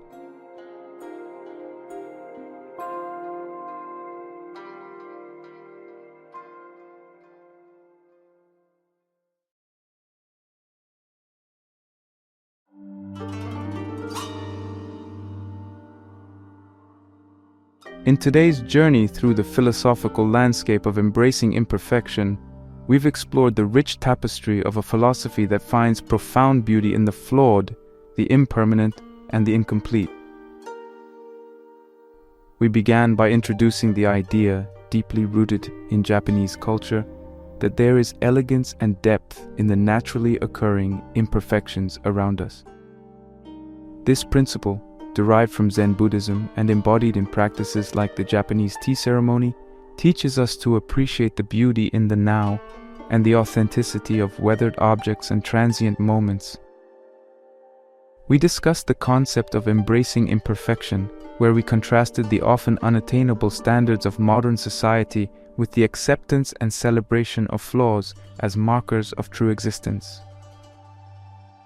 This perspective not only challenges the relentless pursuit of perfection, but also offers a more compassionate and realistic approach to viewing ourselves and the world around us. Further, we delved into the aesthetic appreciation of natural aging and decay, as seen in weathered stones, cracked pottery, and the asymmetry of traditional Japanese gardens. These examples illustrate how the imperfect and the impermanent can stir a deeper connection to the beauty of the natural world and our own lives. We also considered the philosophical implications of impermanence, embracing the transient nature of life, which helps us appreciate every fleeting moment and reduces the existential weight of our everyday struggles. By acknowledging that life's experiences, both joys and sorrows, are temporary, we cultivate emotional resilience and a balanced perspective on the ups and downs of our existence. Moreover, we highlighted the virtue of simplicity, which aligns with this philosophy in promoting a life focused on the essentials. Simplifying our environments and routines can lead to a clearer mind and a more fulfilling life, allowing us to focus on what truly matters: relationships, passions, and personal growth. Incorporating these principles into daily life, we offered practical tips like practicing mindfulness, simplifying one's space, and finding joy in the small everyday details. By doing so, we learn to live more authentically, fully embracing the present and finding contentment in the imperfections that define our unique journeys. Remember that the journey to appreciating imperfection doesn't require us to abandon our aspirations or stop striving for improvement. Rather, it invites us to redefine what it means to live a successful, beautiful life. It encourages us to find balance and beauty in the natural flow of life, accepting imperfections not just as a part of life, but as a fundamental component of its inherent beauty. As you step forward from this video, take a moment to reflect on the imperfections in your own life. Whether it's in your relationships, your achievements, or your everyday surroundings, consider how these imperfections might not be shortcomings but stories and symbols of a life richly lived. Embrace these as not just inevitable but as valuable. And remember, in the dance of change, in the ephemeral and the imperfect, there lies a profound beauty and a reminder of our shared human experience. Let this philosophy not just be a topic of fascination, but a lived, breathing part of your everyday life. Cherish the cracks, for they are where the light enters, revealing the true beauty of our imperfect world.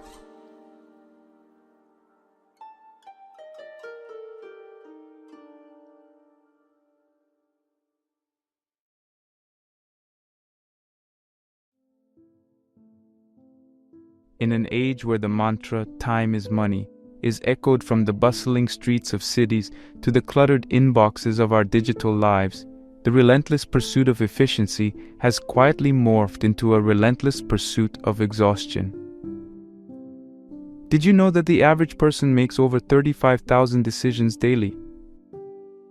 From the moment we wake up to the moment we close our eyes, we are bombarded with choices, notifications, and deadlines, all vying for a slice of our ever-diminishing attention span. This relentless pace of modern life, while often celebrated as the hallmark of productivity and success, carries with it an unspoken toll: a surge in stress-related illnesses, a pandemic of mental health crises, and a creeping sense of disconnection from what truly matters. But what if the secret to a richer, more fulfilling life lies not in speeding up, but in embracing the courage to slow down? Today, we delve into an oasis of calm in the desert of our fast-paced existence, the concept of slow living. Far from encouraging idleness, slow living offers a radical yet simple antidote to the high-speed, high-stress lifestyle that has ensnared so many of us. It's a philosophy that dares to question the modern equation of speed with success, suggesting instead that richness comes from experience, not efficiency. At its core, slow living is about making a conscious choice. It's about deciding to step off the treadmill of life to walk beside it, savoring the scenery, engaging deeply with our surroundings, and fostering connections that nourish the soul. It's a movement that advocates for a life less hurried, not for the sake of doing less, but to live more deliberately, more fully, and more in tune with ourselves and the world around us. But is such a shift even possible in today's fast-paced world, or is it merely a luxury afforded to the few? Can the principles of slow living genuinely provide an answer to the malaise of modernity, or are they just another trend in the endless cycle of lifestyle fads? We're going to explore the psychology behind slow living, diving into its numerous benefits, from improved mental health and physical well-being to deeper, more meaningful relationships. We'll unpack the principles and practices that define slow living, offering both a philosophical perspective and actionable advice for integrating these practices into your daily life. By the end of our journey today, you'll have a deeper understanding of how adopting even small aspects of slow living can transform your relationship with time, productivity, and ultimately, with life itself. We'll challenge the prevailing narrative that faster is always better, and explore how slowing down can lead to a more enriching and satisfying life. So if you're feeling overwhelmed by the pace of your life, curious about the slow living movement, or simply seeking a more mindful way to navigate your days, stick around. This exploration might just offer the perspective shift you need to embrace a more balanced, joyful, and fulfilling approach to life.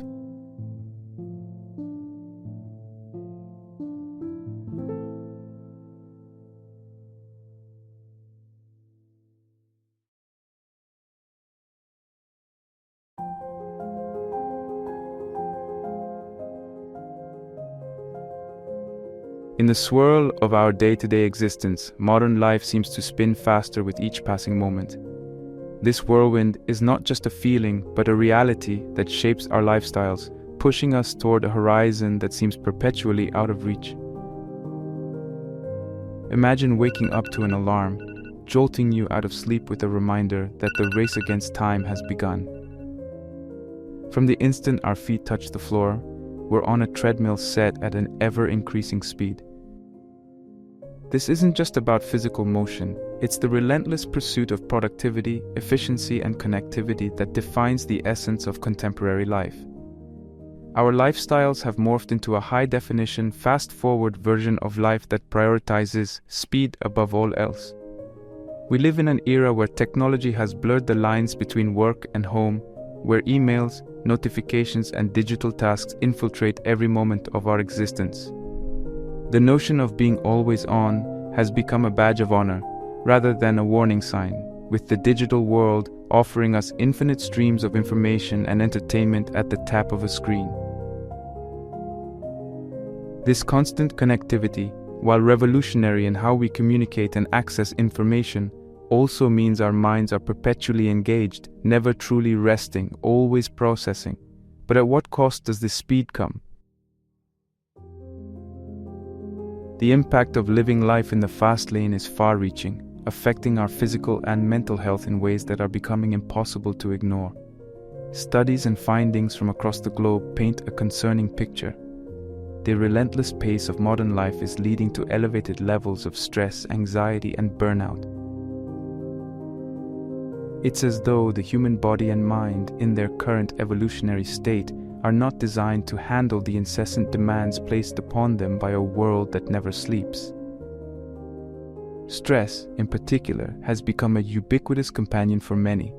It's the body's natural response to challenges or demands, but in excessive amounts, it's anything but beneficial. Chronic stress can wreak havoc on our bodies, leading to high blood pressure, heart disease, diabetes, obesity, and a weakened immune system. Mentally, the toll is equally heavy, with increased risk of depression, anxiety, and insomnia. The irony is palpable. In our quest to live fuller, more productive lives, we've inadvertently tipped the scales, compromising our health and well-being. The concept of burnout, once reserved for the high-strung professionals of high-stakes industries, has now become a common plight across various sectors of the workforce.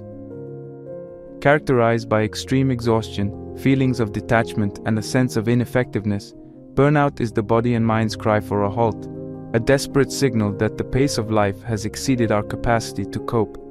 And yet, amidst this dizzying pace, a counter-movement is emerging, one that champions the art of slowing down as a revolutionary act of self-care and rebellion against the societal norms that glorify speed. This movement, known as slow living, is not a call to abandon ambition or technology, but rather an invitation to reassess our relationship with time and productivity. It asks us to ponder a critical question: In our relentless pursuit of efficiency, what are we truly gaining and at what cost? As we delve deeper into the principles of slow living, we uncover a pathway not just to a more sustainable lifestyle, but to a more meaningful, fulfilling existence.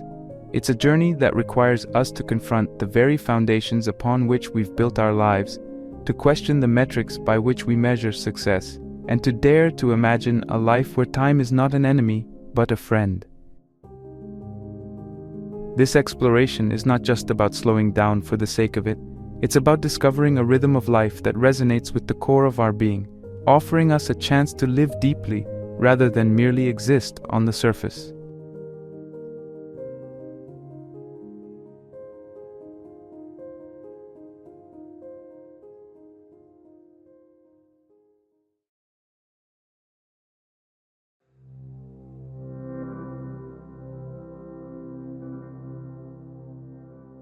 The philosophy of slow living is not a new invention. Rather, it's a return to principles that have guided human societies for centuries. This approach to life, which emphasizes balance, harmony, and alignment with nature's rhythms, draws heavily from ancient wisdom. Cultures across the world, from the East with its Zen Buddhism, Taoism, and the teachings of Confucius, to the Western philosophies of Stoicism and Epicureanism, have long preached the virtues of living in harmony with the natural world, practicing mindfulness, and finding satisfaction in the simple pleasures of life. These ancient teachings underscore the importance of a life well lived over one that is merely busy. They tell us that true fulfillment arises not from the accumulation of material wealth or the relentless pursuit of success, but from a deep engagement with the world around us, a celebration of the present moment, and an appreciation for the simple joys that life offers. Central to the philosophy of slow living are several core principles that challenge the frenetic pace of modern life, encouraging us instead to embrace a more measured, thoughtful approach to our days. Let's delve deeper into these guiding tenets. Mindfulness. At the heart of slow living lies the principle of mindfulness, which is essentially about living in the moment and paying acute attention to the here and now. Mindfulness teaches us to be fully present in our experiences, to engage deeply with the current moment without distraction from past regrets or future anxieties. This can be as simple as savoring the flavor of a meal, truly listening to a friend without formulating your next response, or noticing the play of sunlight through the leaves during a quiet walk. Mindfulness, cultivated through practices such as meditation, deep breathing, and mindful observation, allows us to slow down the pace of our minds even when the world around us continues to rush by. It's about finding stillness within, a quiet center from which we can experience life more fully. Simplicity. Another cornerstone of slow living is simplicity, which involves reducing clutter, not just physical clutter in our homes, but also the noise and distractions that fill our minds and lives. It's about identifying what's truly important and letting go of the rest. This principle is not about deprivation but about discernment, recognizing that more stuff, more commitments, and more stimuli do not necessarily lead to more happiness. On the contrary, simplicity can lead to a richer, more vibrant life by clearing space for what really matters. In practice, simplicity might mean decluttering our living spaces, limiting our engagements to those that truly add value to our lives, or reducing our consumption to focus on quality rather than quantity. Quality over quantity. This principle encourages us to value the quality of our experiences and possessions over sheer quantity. In a world where we're often urged to seek more goods, more experiences, more achievements, slow living invites us to find satisfaction in fewer but richer experiences. It's about choosing a handmade item that tells a story over a mass-produced one. preferring a leisurely meal with loved ones over a hurried fast food bite, or opting for one meaningful project at a time rather than multitasking between many. By focusing on quality, we engage more deeply with our choices, leading to greater fulfillment and appreciation for the craftsmanship, time, and effort behind the things we choose to bring into our lives. Connection. Finally, slow living emphasizes the importance of connection, deep, meaningful connections with people, with nature, and with ourselves. It recognizes that relationships are not sustained through likes and comments on social media, but through time spent together in conversation, shared experiences, and mutual support. Similarly, our connection to nature is rekindled not through screensavers and documentaries, but through direct, immersive experiences in the natural world. And our connection to ourselves is deepened not by constant busyness and distraction, but by quiet reflection, creative pursuits, and self-care. These connections are essential for a fulfilling life, providing us with a sense of belonging, peace, and joy. In embracing the principles of slow living, we're invited to step off the fast track and rediscover the rhythms that resonate with our deepest selves. It's a journey back to the basics, to the timeless truths that our ancestors understood well, that life's richest moments come not from the rush but from the pause, not from the quantity but from the quality, and not from noise but from silence. As we explore the philosophy of slow living further, we find it's not merely about slowing down for its own sake, but about making room for a more intentional, meaningful, and joyful life.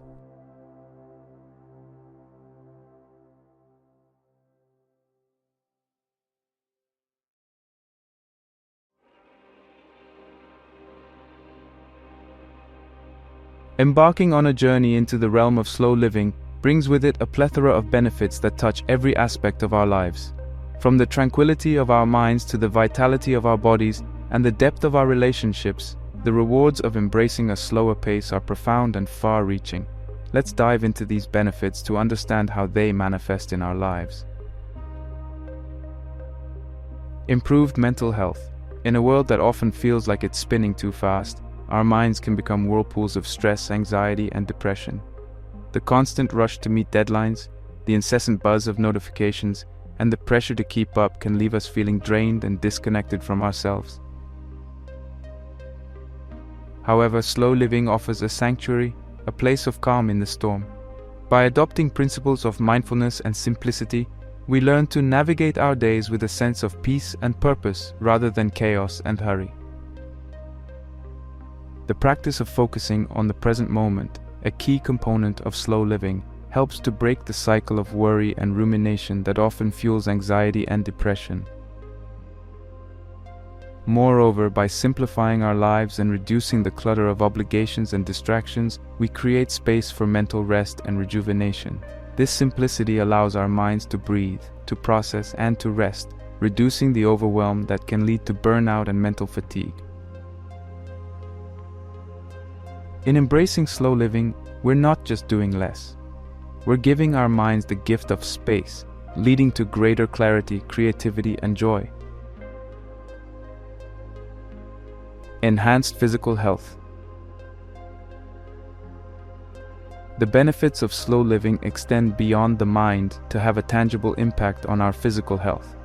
The stress and fast pace of modern life don't just affect our mental well-being, they manifest in our bodies, contributing to a range of health issues.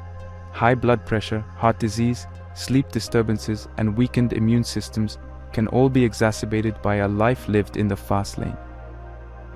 Slow living, with its emphasis on mindfulness, simplicity, and connection, offers a counterbalance to these pressures, promoting physical health and well-being. Engaging in slow, mindful practices, spending time in nature, and adopting a slower pace of eating can lead to lower blood pressure and reduced risk of heart disease. These practices encourage a state of relaxation and calm, allowing our bodies to shift from the stress-induced fight or flight mode to a restorative rest and digest state. This shift can improve heart health, enhance immune function, and support overall physical well-being. Moreover, slow living encourages a more mindful approach to eating and physical activity, fostering a healthier relationship with food and our bodies. By taking the time to prepare and savor meals, we're more likely to make nutritious choices and enjoy the process of eating.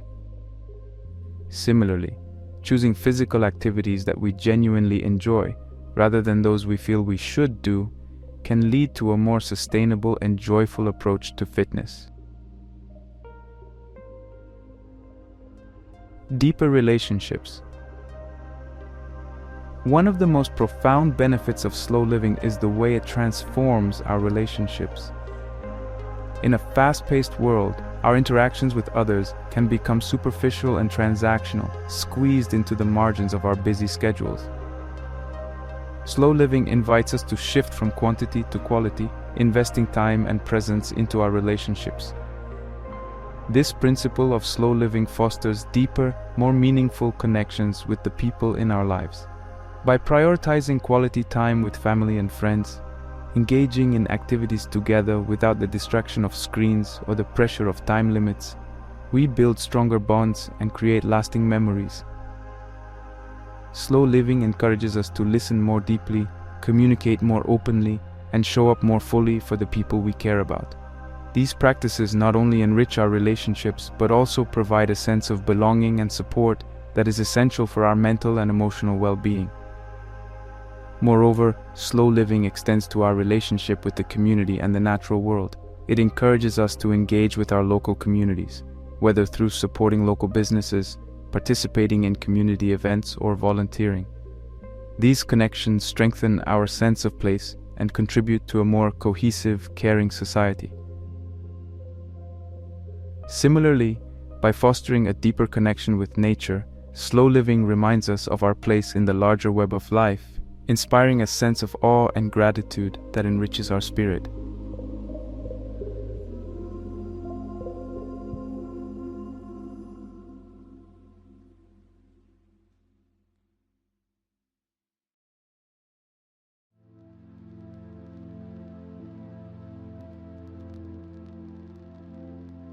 While the slow living movement offers a compelling blueprint for a more meaningful and balanced life, embracing its principles in a society that often prizes speed, efficiency, and constant connectivity presents its own set of challenges. Moreover, criticisms regarding the movement's practicality and accessibility highlight important conversations about privilege and the universal applicability of slow living ideals. Practicality. The first hurdle many encounter when considering slow living is the perceived impracticality of adopting such a lifestyle in a fast-paced, productivity-driven society. For many people, the demands of work, family responsibilities, and societal expectations create a whirlwind of activity from which slowing down seems not only impractical, but almost unthinkable. The modern economic model, with its focus on growth and efficiency, often leaves little room for the slower pace of life advocated by slow living proponents. Individuals may worry about falling behind in their careers, feeling judged for not keeping up, or simply finding it logistically challenging to carve out moments of slowness in a schedule brimming with obligations. Moreover, the digital age has brought about a culture of instant gratification and constant connectivity, making it difficult for many to disconnect, even briefly. The expectation to be always available, coupled with the fear of missing out, can make the idea of unplugging a source of anxiety rather than relief. In this context, the slow living movement's emphasis on disengagement from digital overload and prioritization of in-person interactions can seem like a lofty ideal rather than a practical reality. Criticism. Criticism of the slow living movement often centers around issues of privilege and accessibility. Critics argue that the ability to choose a slower pace of life, to work less, to consume mindfully, or to engage in time-consuming practices like slow food, is a luxury not available to everyone. For individuals struggling to make ends meet, working multiple jobs, or living in environments that don't support a slower lifestyle, the ideals of slow living can seem out of reach, if not outright exclusionary. The critique extends to the movement's emphasis on simplicity and minimalism, which for some can imply a level of financial security and choice not afforded to everyone. The ability to declutter or to choose quality over quantity presupposes a baseline of material comfort that allows for such decisions. As such, critics of slow living argue that the movement risks being out of touch with the realities of many people's lives, offering solutions that may work well for the privileged few, but fail to address the systemic issues that drive the relentless pace of modern life for the majority.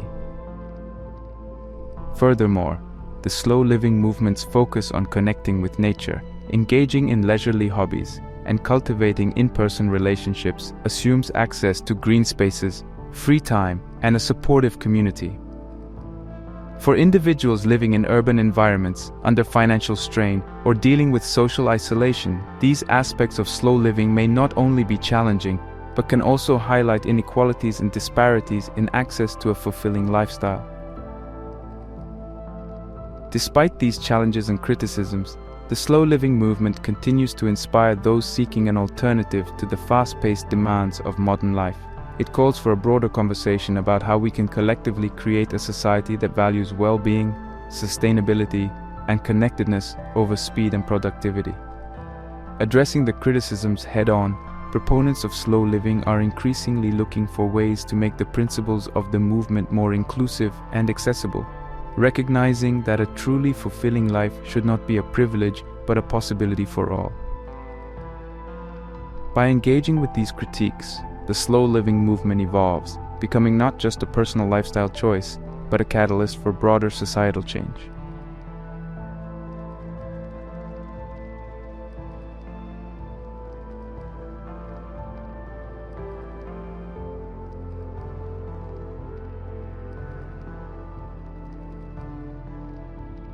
Embracing the slow living movement doesn't mean you have to overhaul your entire life overnight. It's about starting small, making manageable changes that collectively contribute to a more mindful, balanced existence.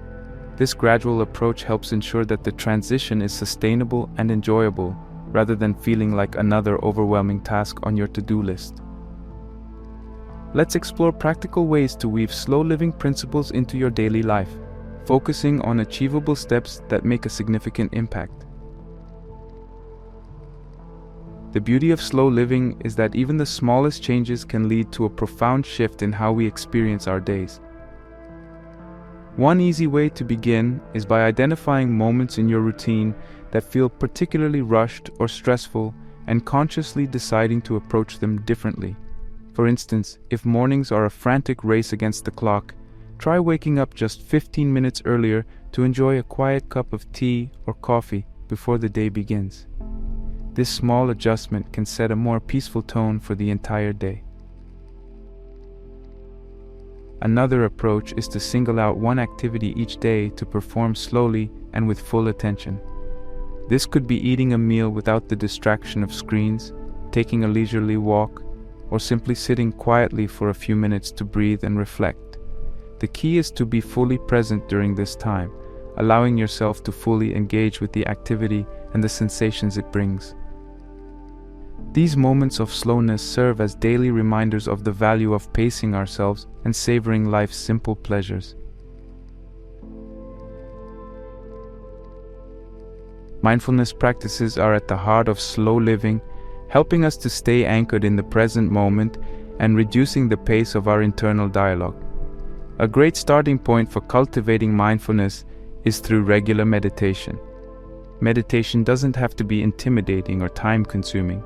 Even a few minutes a day can make a difference. There are many free apps and online resources available to guide beginners through short, simple meditation sessions that can fit into even the busiest schedules. Another mindfulness practice is to conduct a daily mindfulness check-in at different points throughout the day.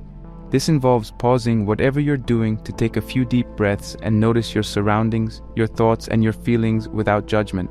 These check-ins can help break the cycle of constant mental chatter and bring a sense of calm to your day. Gratitude journaling is another effective mindfulness practice. Each night, write down 3 things you're grateful for. This practice shifts your focus to the positive aspects of your life and can significantly enhance your sense of well-being and contentment.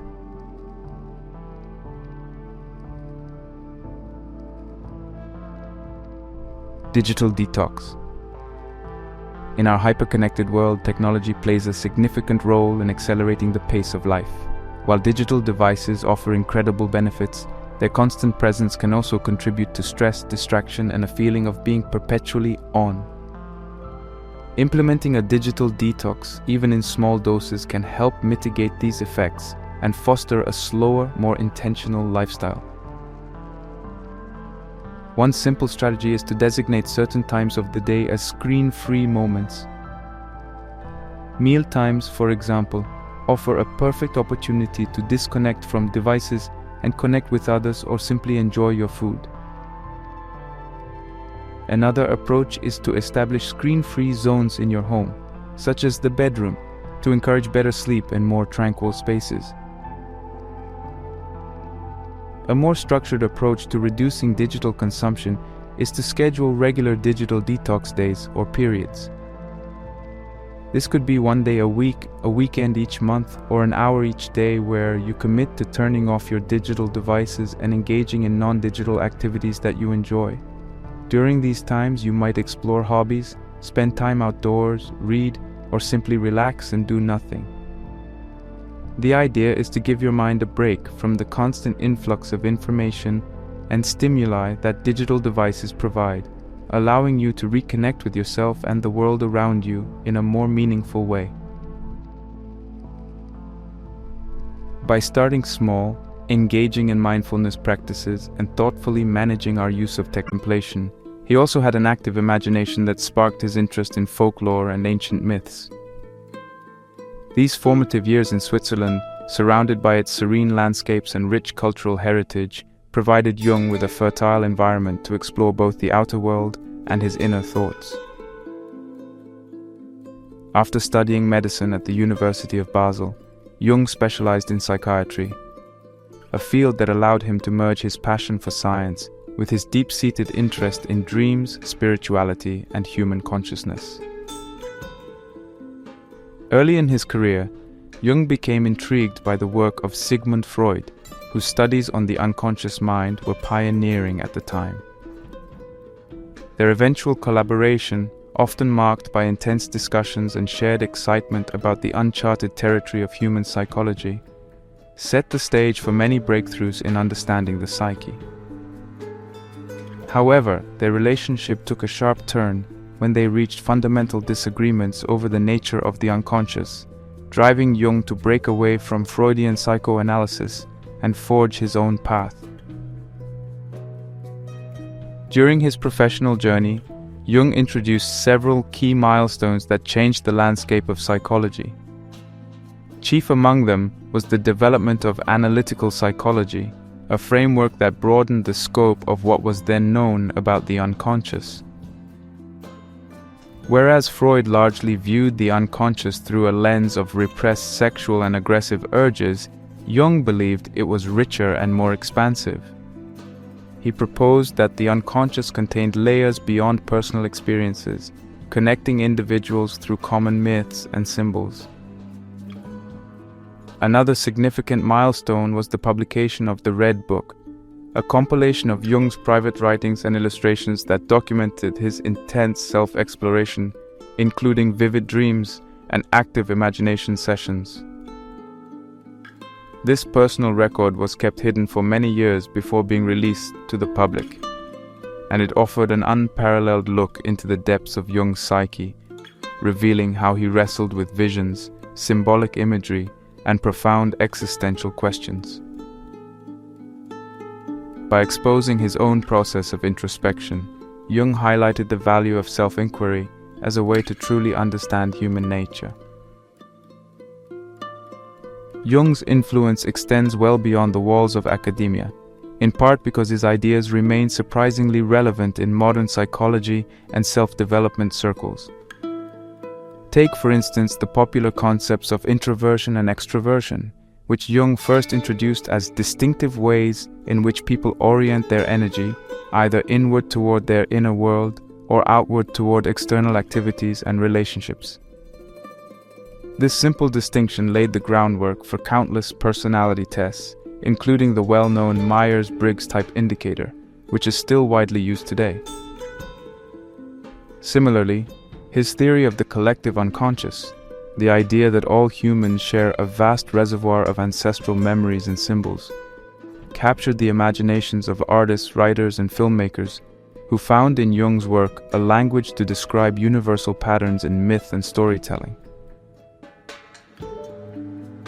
Then there is the concept of archetypes, universal figures like the hero, the wise old man, and the mother, which Jung argued appear in various religions, cultures, and fairy tales across the globe. These archetypal patterns help explain why certain symbols or narratives resonate so powerfully with us, no matter where we come from. By giving shape to these universal themes, Jung allowed individuals to see that their personal struggles, dreams, and triumphs are often part of a much larger human story. What sets Jung apart and makes him so relevant even in the age of social media and rapid technological change is his holistic approach to the human mind. He believed that to understand ourselves fully, we must look beyond behavior and conscious thoughts to include the deeper, more mysterious realms of our psyche. Unlike many thinkers who reduce human actions to purely logical or purely instinctive processes, Jung saw the psyche as a blend of conscious desires, unconscious motivations, archetypal forces, cultural influences, and personal history. This inclusive outlook points us toward a more balanced sense of self-awareness, where we learn to recognize that our fears, dreams, and insights might be connected to larger patterns we share with other people.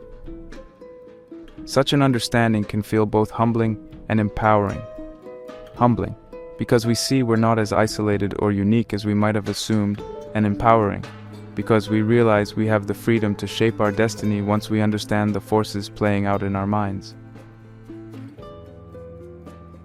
Ultimately, the question, how do we own ourselves in a world that often pushes us toward conformity, becomes more approachable when we apply Jung's lens.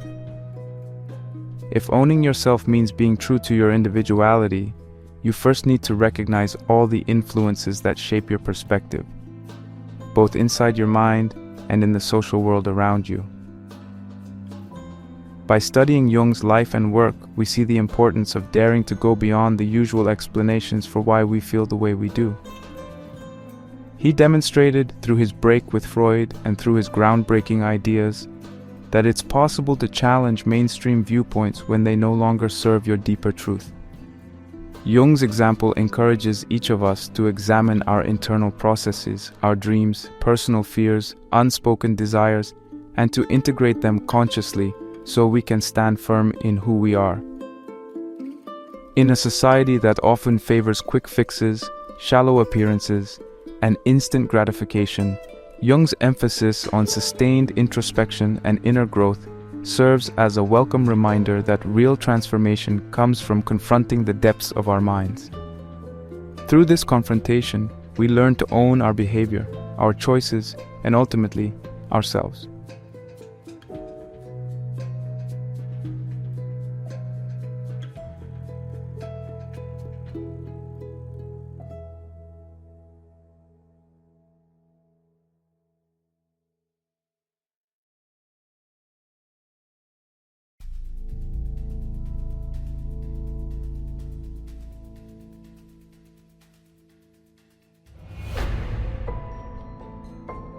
When Carl Jung talks about the structure of the psyche, he's describing the different layers and components that make up who we are as individuals.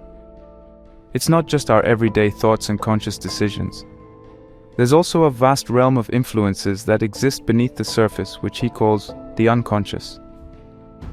According to Jung, our psyche can be understood through several key elements: the ego, the persona, and the self. These concepts might sound abstract, but they're actually ways of describing how we experience life, how we present ourselves to the world, and what holds all our different pieces together. The ego is the center of our conscious mind, meaning it's responsible for our day-to-day awareness and sense of I. The persona, on the other hand, is more like a social mask, something we wear to fit into different situations, whether it's at work, school, or with friends. Finally, the self is the ultimate unifying element of our psyche, the part that brings together both our conscious awareness and our unconscious material into one whole. When you start to see how these components interact, it becomes easier to understand your motivations, navigate your relationships, and make decisions that feel true to who you really are. First, let's explore the ego, which is often the starting point when discussing Jung's idea of the psyche. The ego represents our conscious mind, the part of ourselves that we usually identify with on an everyday basis. It's what we refer to when we say things like, I think, I feel, or I want. Think of the ego as the manager of your conscious experiences. It processes everything coming in through your senses, organizes your thoughts, and decides how you should respond to the world around you. On the positive side, having a strong ego means having a clear sense of self-direction, knowing what you believe in, and being able to express yourself confidently. However, the ego can also become a barrier to growth if it grows too large or rigid. In these cases, we can fall into what some call ego traps, behaviors driven by pride, defensiveness, or stubbornness that keep us stuck. For instance, if your ego refuses to admit when it's wrong, you might find yourself making excuses instead of recognizing a valuable lesson. Likewise, if your ego is consumed with proving you're always right, you may miss out on genuinely helpful feedback. While the ego is essential for day-to-day functioning, it's just one part of the story. If we only live from ego consciousness, we end up ignoring the deeper layers of who we are, like our hidden dreams, fears, and potentials that remain buried in the unconscious. Next comes the persona, a term that comes from the Latin word for mask. In Jung's model, the persona is the face we show to the world, the roles we play to meet societal expectations, and the behavior we adopt to interact with others. Think about how you might behave in a job interview compared to how you act with close friends on a relaxed weekend. Those differences reflect the changing nature of the persona.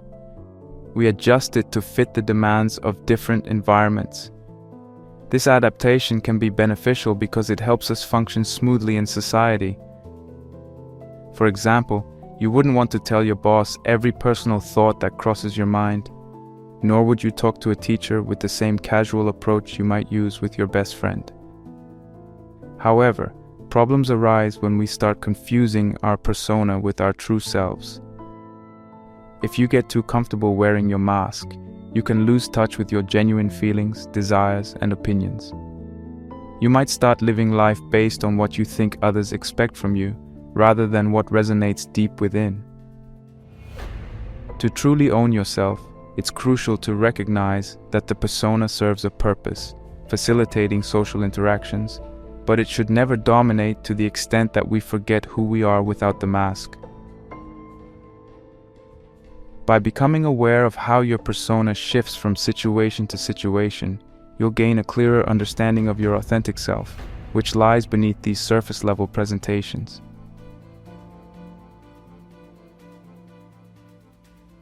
While the ego and persona deal primarily with our conscious selves and how we relate to the outer world, the self in Jungian psychology is a far more encompassing concept. Jung described the self as the center of our entire psyche, both conscious and unconscious. It's the part that integrates everything about us, including the traits we're proud of and those we'd rather keep hidden. You can imagine the self as the root system of a tree, with the ego as the trunk and the persona as the leaves. The ego and persona might be easier to see and define, but the self is what grounds you, connecting you not only to the personal unconscious, unique to your life experiences, but also to the collective unconscious, the universal themes and archetypes shared by all humans. Finding alignment with the self is what Jung referred to as individuation, a process of becoming the most authentic, whole version of yourself. This doesn't happen overnight. It's a lifelong journey that involves exploring your dreams, acknowledging your fears, and making peace with the aspects of your personality you might have rejected. The goal is not to eradicate your persona or flatten your ego. Rather, it's to balance these parts in a way that's faithful to your inner essence. When you operate from a place that honors yourself, you're better able to engage with others without losing sight of your own values, boundaries, and passions. It's vital to remember that each of these components, ego, persona, and self, also interacts with your unconscious, which is like a hidden reservoir of thoughts, memories, and energies that lie outside your everyday awareness. The unconscious can influence you in ways you might not immediately recognize, shaping your preferences, fears, and even the way you respond to stress. Jung believes that understanding these unconscious processes is key to owning yourself fully because it frees you from being ruled by hidden impulses. Instead of unknowingly acting out fears or desires, you become aware of them and can choose whether or not to let them guide your decisions. This awareness is a cornerstone of personal development according to Jung, and it's one of the reasons his theories remain so helpful in modern self-improvement strategies. So, what does this all mean for someone looking to gain a better sense of who they are and how to navigate life? Essentially, learning to recognize your ego can help you become more mindful of when your pride or defensiveness is getting in the way of personal growth. Being aware of the persona you present to others can help you avoid losing yourself in the roles that society, family, or friends might expect you to play.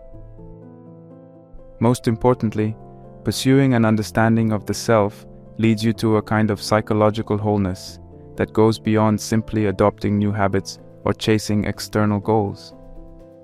Instead, you're aiming to reconcile your inner complexities, acknowledging that you're both shaped by your conscious plans and driven by your unconscious motivations. By doing so, you move closer to genuine self-ownership, a state in which you feel at home with yourself and confident in your ability to face life's challenges without always needing to hide behind a mask or yield to a fragile ego. This deeper sense of integration is precisely what makes Jung's insights so invaluable for anyone searching for a more meaningful, authentic way to live.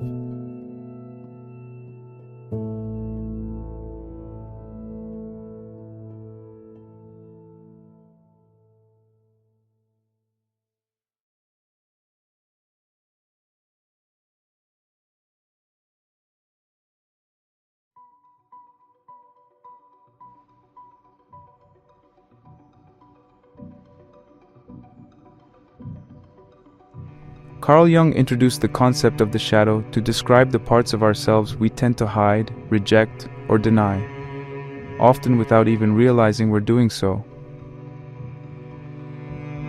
Unlike the persona, which represents the socially acceptable face we show to others, the shadow is made up of qualities that seem too difficult, frightening, or socially unacceptable to openly acknowledge.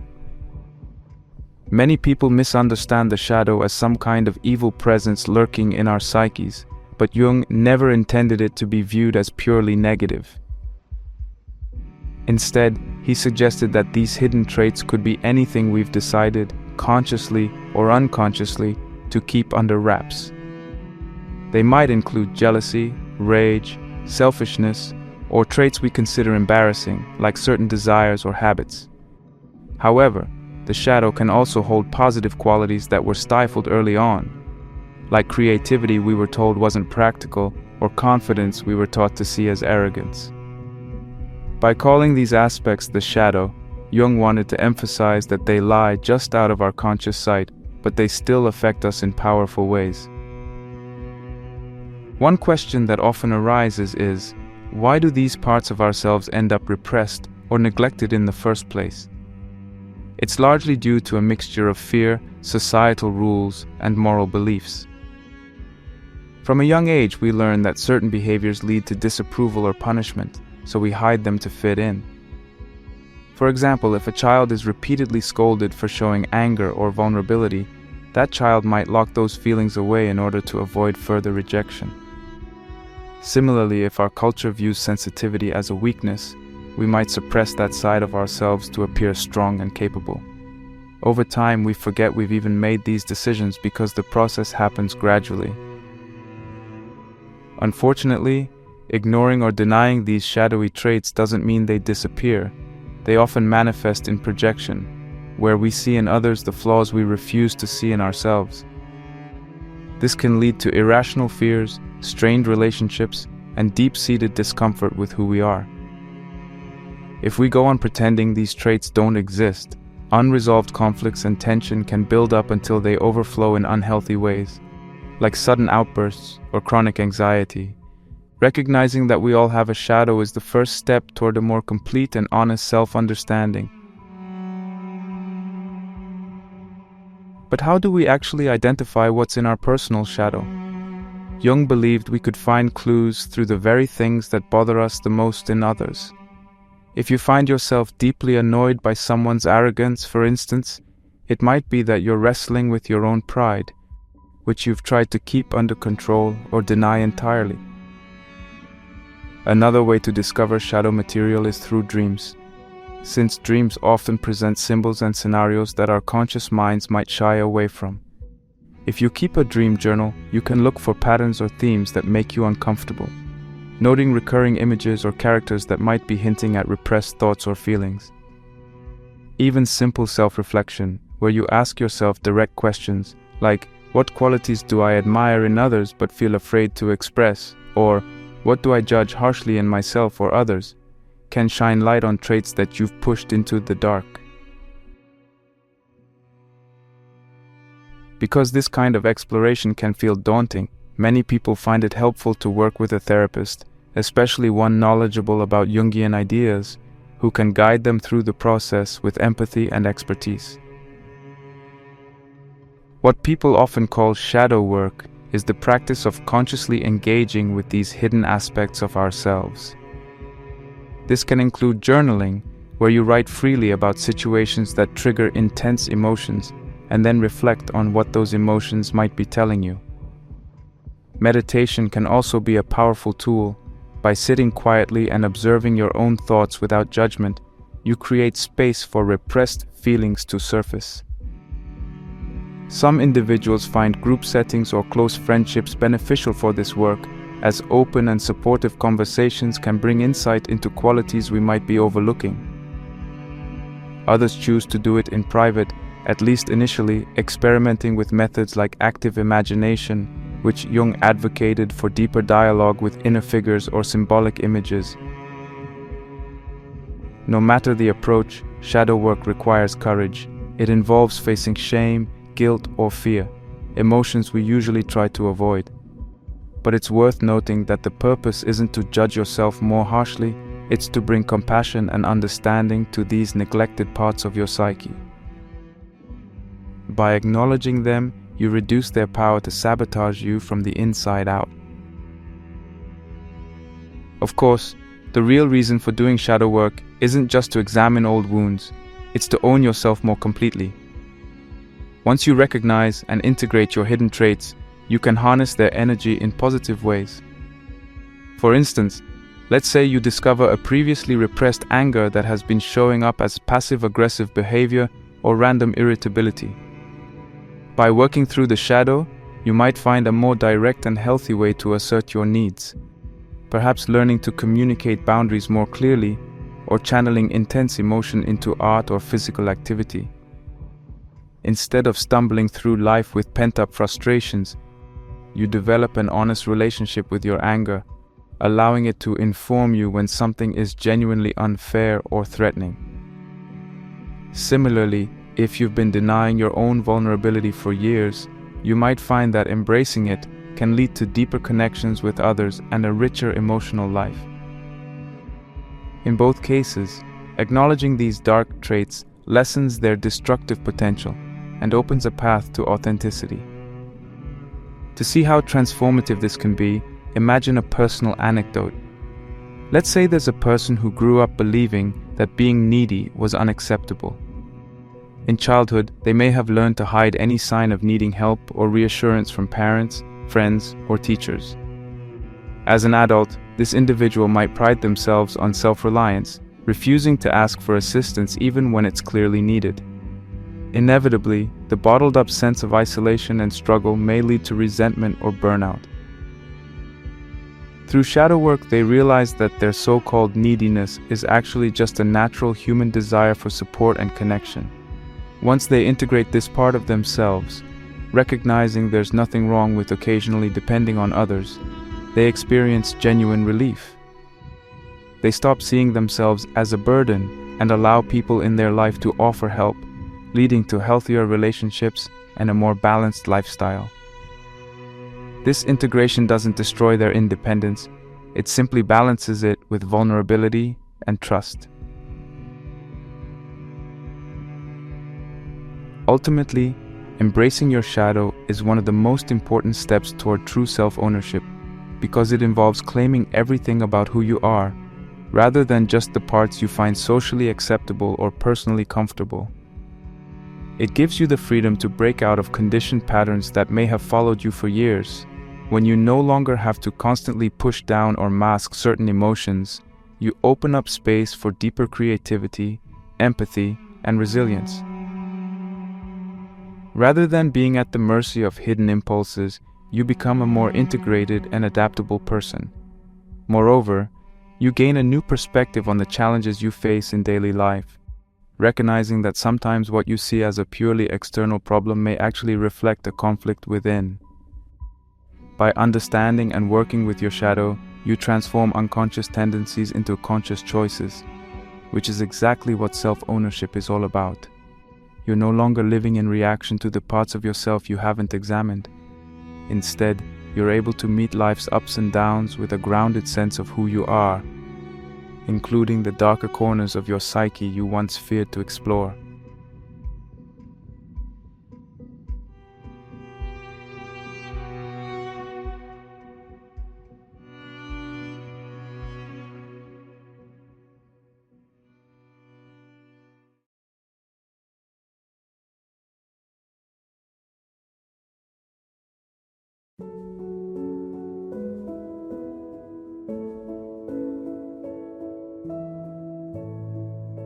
When Carl Jung uses the word individuation, he's referring to a lifelong process in which we gradually integrate all the different pieces of who we are: our conscious attitudes, our hidden emotions, our past traumas, our dreams, and even our cultural or ancestral influences into a unified self. In many ways, individuation can be seen as a process of becoming whole. Most of us walk around carrying split identities. There's the version of ourselves we know consciously, as well as a host of overlooked or undeveloped parts that live out of sight. The goal of individuation is to bring as many of these pieces as possible into alignment. It's not about achieving a perfect state of harmony, because life is rarely that tidy, but about constantly striving toward greater self-awareness and authenticity. By taking the time to reflect on why we think, feel, and behave the way we do, we begin to see that our personality isn't fixed or one-dimensional. Rather, it's an ever-evolving blend of traits, desires, and experiences that shape who we are in each moment. Jung believed that the more integrated our psyche becomes, the more stable and capable we are at handling the ups and downs of life.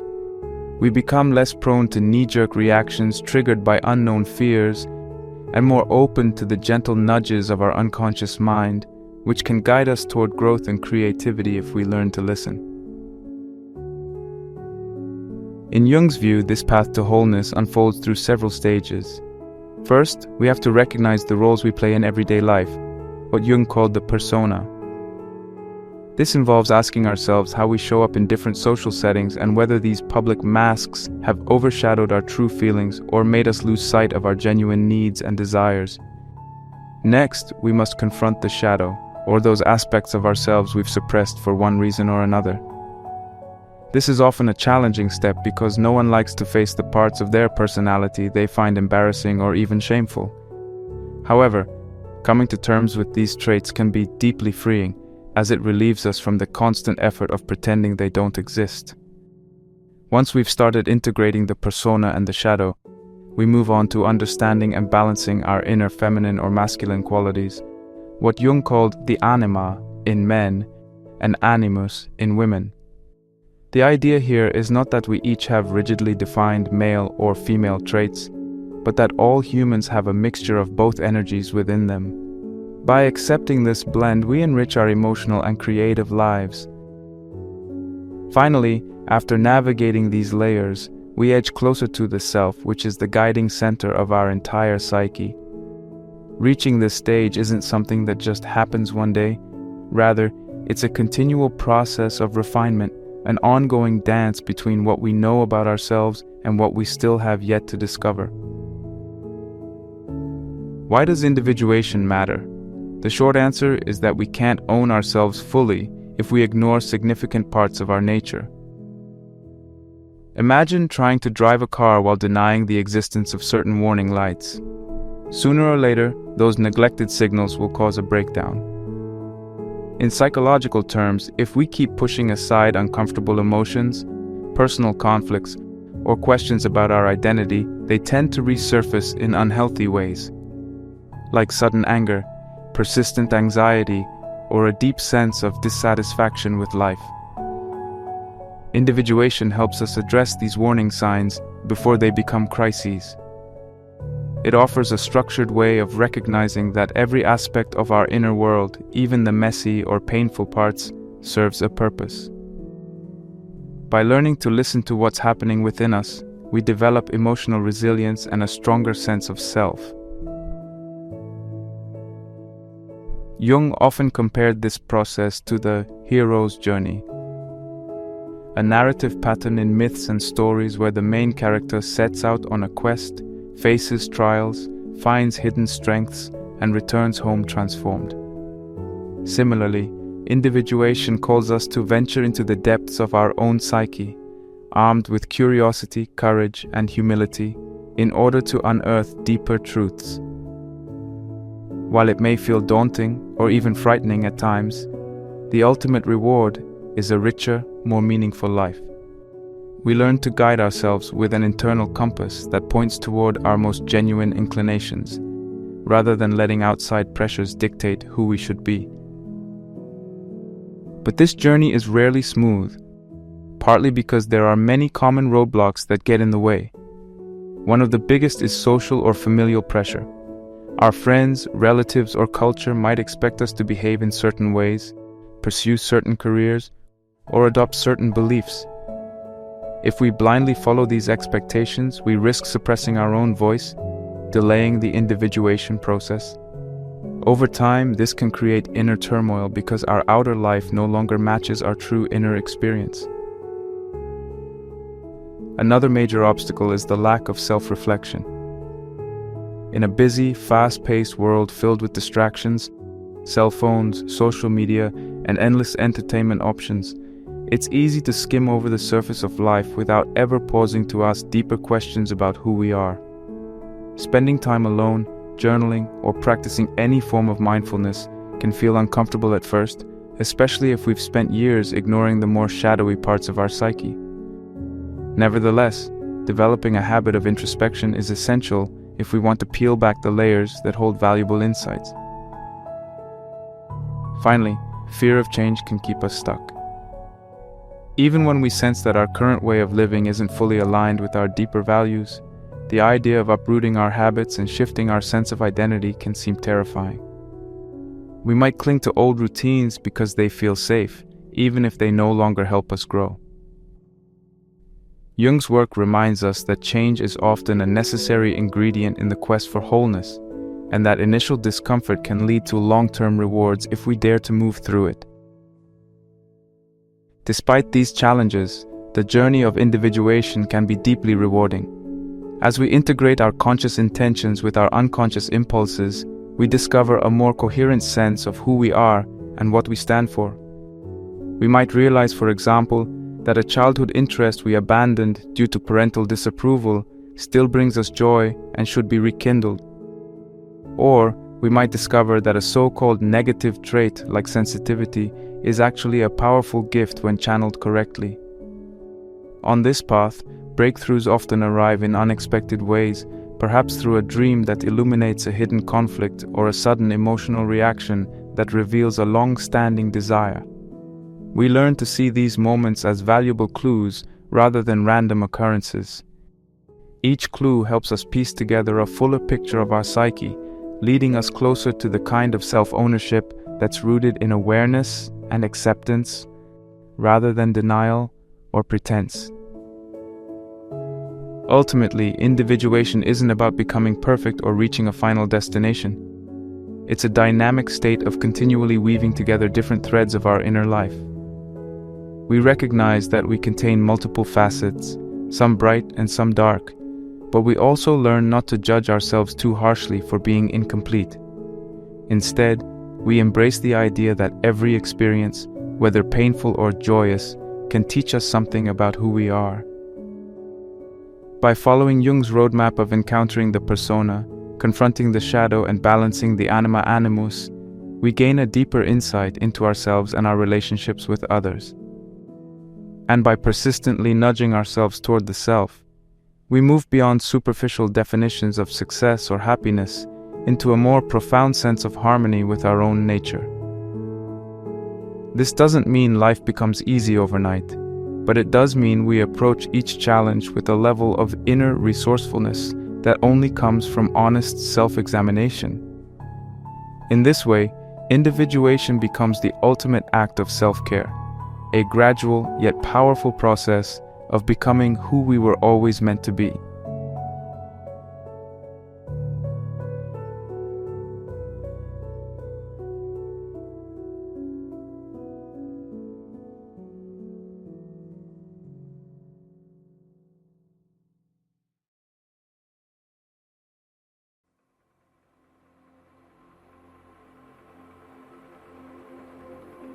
One of Carl Jung's most fascinating contributions to psychology is his concept of the collective unconscious, which he believed existed beyond the realm of personal experiences. While your personal unconscious holds thoughts, memories, and impulses tied directly to your individual life, the collective unconscious contains patterns and images, what Jung called archetypes, that are shared by all people. Think of it like a universal blueprint for human experience. These archetypal forms are inherited in much the same way that certain instincts are passed down through generations of animals. Even though our cultures, languages, and personal histories differ, there are fundamental themes and characters that show up in myths, stories, and dreams around the world. Examples include the mother, a nurturing figure who offers comfort and sustenance. The hero, who embarks on a journey to conquer challenges and bring change. The wise old man, who provides insight or guidance. And the trickster, a mischievous character who disrupts order to spark growth or reveal hidden truths. We might think of these as universal storylines that appear in countless fairy tales, religious texts, and works of literature, evidence that human beings are connected by more than just shared biology. According to Jung, these archetypes aren't just interesting coincidences. They act like hidden scripts in our own unconscious minds, influencing our goals, relationships, fears, and aspirations in ways we seldom recognize consciously. This idea of a collective unconscious can profoundly shape our sense of personal identity, because it suggests that every individual's life story is woven into broader human themes. For example, if you've ever found yourself unexpectedly identifying with a mythical hero, or you feel drawn to certain kinds of symbolic art, you might be tapping into these universal patterns. Societal myths and stories don't just entertain us, they mirror our deeper experiences and guide us in navigating life's challenges. Consider modern superhero movies. They often retell classic archetypal narratives of good versus evil, sacrifice, and redemption. These stories resonate with so many people because they echo the universal blueprint we all carry inside, reminding us of the hero's quest to overcome adversity. When we recognize these archetypes in our dreams, relationships, or creative pursuits, we start to see that certain repeated symbols aren't just random. Perhaps you often dream of climbing a steep mountain, which could represent the hero's struggle to accomplish a daunting task. Or you might notice you're drawn to friends who play the wise old man or the mother role in your life. These insights tell us more than just superficial facts about ourselves. They hint at deeper psychological processes and needs, like the need to grow, to be guided, or to be nurtured, that connect us to everyone else who's ever walked the earth. So how does this tie back to the concept of owning yourself and directing your life intentionally? If we remain unaware of the archetypal forces driving our thoughts and actions, we may blindly follow narratives that don't truly serve us. For instance, someone might always feel compelled to play the hero in their personal relationships, rushing in to save others without noticing how it harms their own well-being or denies other people the chance to solve their own problems. Or consider someone who constantly falls under the sway of the trickster archetype, drawn to chaotic or disruptive behavior that can negatively affect their friendships or career. Becoming conscious of these patterns means recognizing when we're being pulled into a particular storyline and consciously deciding how to respond. Awareness doesn't mean we stop relating to archetypes altogether. These are universal energies that often bring richness and meaning to our lives. Instead, it means we gain the freedom to shape our behavior and attitudes more deliberately. By observing these patterns in ourselves, we can decide whether we want to embrace them, modify them, or step away from them entirely. This is vital to self-ownership because it shifts our choices from unconscious habit to conscious deliberation. Practical strategies for exploring the collective unconscious and archetypes can be as varied as the archetypes themselves. One approach is to study myths and legends from different cultures. You could compare the roles heroes play in Greek mythology, for example, to those in modern comic books, noting how certain themes repeat. This kind of comparative reading helps you become more sensitive to archetypal patterns, both in fiction and in your own life. Another useful method is to engage with symbolic art, whether it's medieval paintings, abstract works, or images from tarot decks. These forms of expression often tap into archetypal symbolism, giving you a visual means of connecting with universal concepts like transformation, rebirth, or guidance. As you reflect on these images, ask yourself which of them stir your emotions the most. What might that say about the archetypes that resonate with you on a subconscious level? Jung also proposed an exercise called active imagination, which invites you to directly engage with the figures or images that appear in your dreams or your daydreams. Suppose you keep having a dream about an old mysterious mentor showing you a path through a forest. Rather than dismissing it as random, you could spend time visualizing this character in a relaxed, almost meditative state and begin a mental dialogue. Ask questions. What are you trying to show me? Or, how can I handle the challenges I face? While this might sound odd at first, it's a way of respectfully listening to the messages your unconscious is trying to deliver.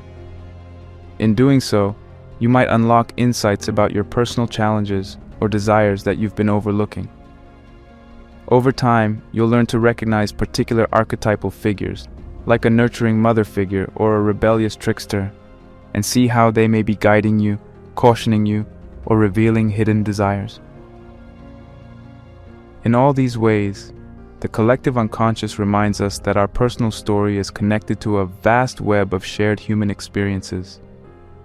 You might have a dream symbolizing the hero's quest at the same time someone else on the other side of the world is painting a picture that draws on the same archetype, even if you don't know each other.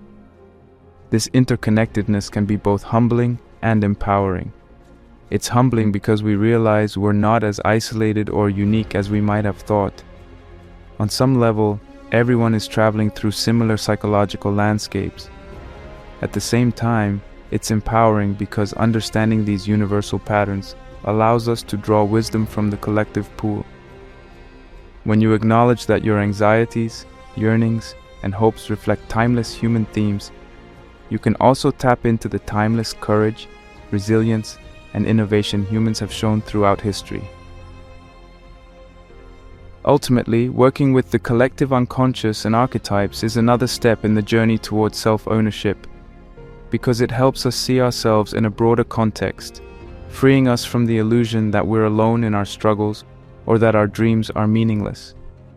Instead, every fear, every joy, every obstacle can be reframed as part of a grand archetypal narrative that has played out in countless forms across continents and centuries.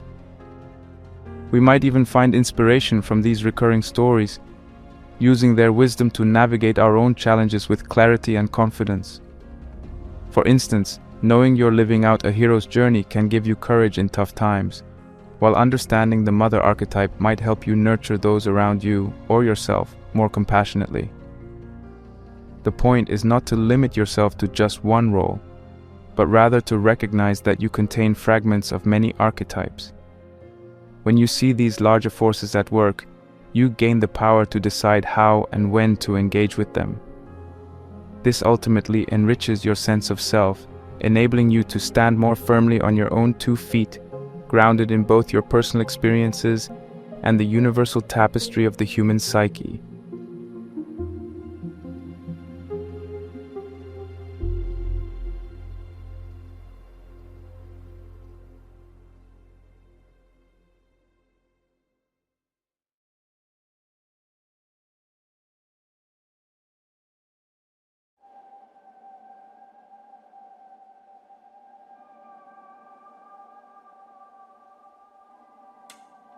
Once you have a basic understanding of Jung's major concepts, like the persona, the shadow, the anima, animus, and the collective unconscious, the next question becomes, how do I actually use these ideas to take more ownership of my life?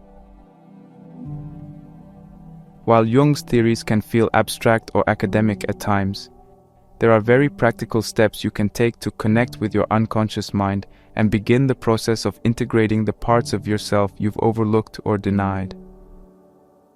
These steps don't require years of study or a special background in psychology.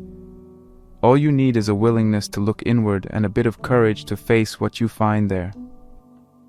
By incorporating simple yet powerful practices like journaling, active imagination, creative expression, and mindfulness, you can bring tangible results into your everyday life, helping you to grow more self-aware, authentic, and confident. One of the most accessible ways to start is through self-reflection and journal prompts. Keeping a journal might sound ordinary, but it can become a powerful tool for exploring your internal world. Jungian psychology emphasizes the importance of noticing what lies beneath the surface, and writing things down is an excellent way to discover patterns you might miss otherwise. A good place to begin is with open-ended questions that challenge you to identify the traits you're unconsciously hiding or projecting. For instance, you can ask yourself, what qualities do I admire yet deny in myself? This question targets the things you admire in other people but feel reluctant to claim as part of your own identity, like leadership, creativity, or boldness. Another revealing prompt is, what traits annoy me in others that might reflect my own shadow? Perhaps you find it annoying when someone is too loud or selfish, only to realize through honest self-examination that you sometimes crave attention or harbor selfish impulses. By writing out these questions and your responses, you create a tangible record of your thoughts, making it easier to spot recurring themes or emotional triggers. Over time, you may realize that you keep circling back to similar patterns, like a constant need for approval or a fear of confrontation, that indicate hidden parts of your psyche crying out for recognition. Beyond journaling, an exercise closely linked to Jung's work is active imagination, which offers a more direct way of speaking to your unconscious mind. Unlike traditional meditation, where the goal is to quiet your thoughts, Active imagination encourages an inner dialogue with whatever figures, symbols, or characters emerge from your psyche. Let's say you have a recurring dream figure or a strong emotional reaction to a certain archetype, such as a wise mentor or a cunning trickster. During a quiet moment, you might close your eyes and imagine meeting this figure in a place that feels safe and comfortable to you. Then allow yourself to have a conversation. Ask questions, listen for responses, and observe how the figure reacts. It might feel strange at first, but this method can be incredibly enlightening because it bypasses your conscious defenses. Many people find that by engaging with their unconscious in this way, they uncover insights about fears, desires, or memories they hadn't recognized consciously. Over time, this dialogue can lead to deeper healing as you address long-ignored emotional wounds and begin to integrate them into a more coherent sense of self. Sometimes individual work is just the beginning, and you may feel you'd benefit from the perspective of others who share your interest in Jungian ideas or depth psychology in general.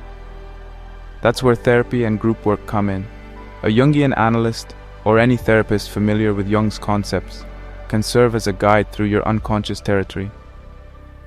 Through regular sessions, you and your therapist might explore your dreams, analyze projections, or discuss how archetypal themes are playing out in your life. Group discussions and retreats can also provide valuable insights, especially when people share their experiences with similar archetypes or unconscious patterns. Hearing someone else describe the same struggle you're going through can be incredibly validating, reminding you that these hidden challenges are more common than you might think. Furthermore, group settings often spark revelations you might not arrive at on your own, as you witness different approaches to handling similar inner obstacles.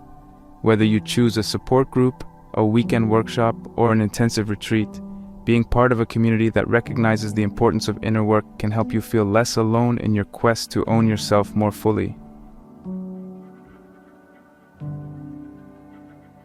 Another highly effective route to accessing hidden parts of your psyche is artistic expression. Jung himself was a strong advocate for the power of creativity to bring unconscious content to light. Whether you're painting, sculpting, writing poetry, or even dancing, you engage a more intuitive, less analytical part of your mind. You don't need to be a trained artist to benefit from this kind of expression. In fact, putting aside the desire for a perfect final product can be liberating because it allows you to focus on the process rather than the outcome. Symbolic doodles, color choices that feel instinctive, or spontaneous images can all serve as gateways to hidden emotions or memories. The key is not to overanalyze your creations right away. Instead, try simply allowing them to exist on the page or the canvas. Later, you can revisit your work and reflect on any shapes, themes, or colors that pop out.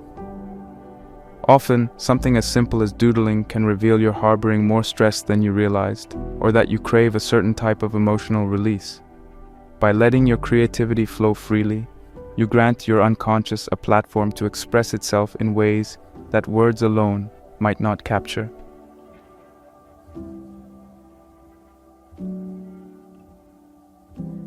Of course, all this inner exploration can feel overwhelming if you don't have a way to ground yourself in the here and now.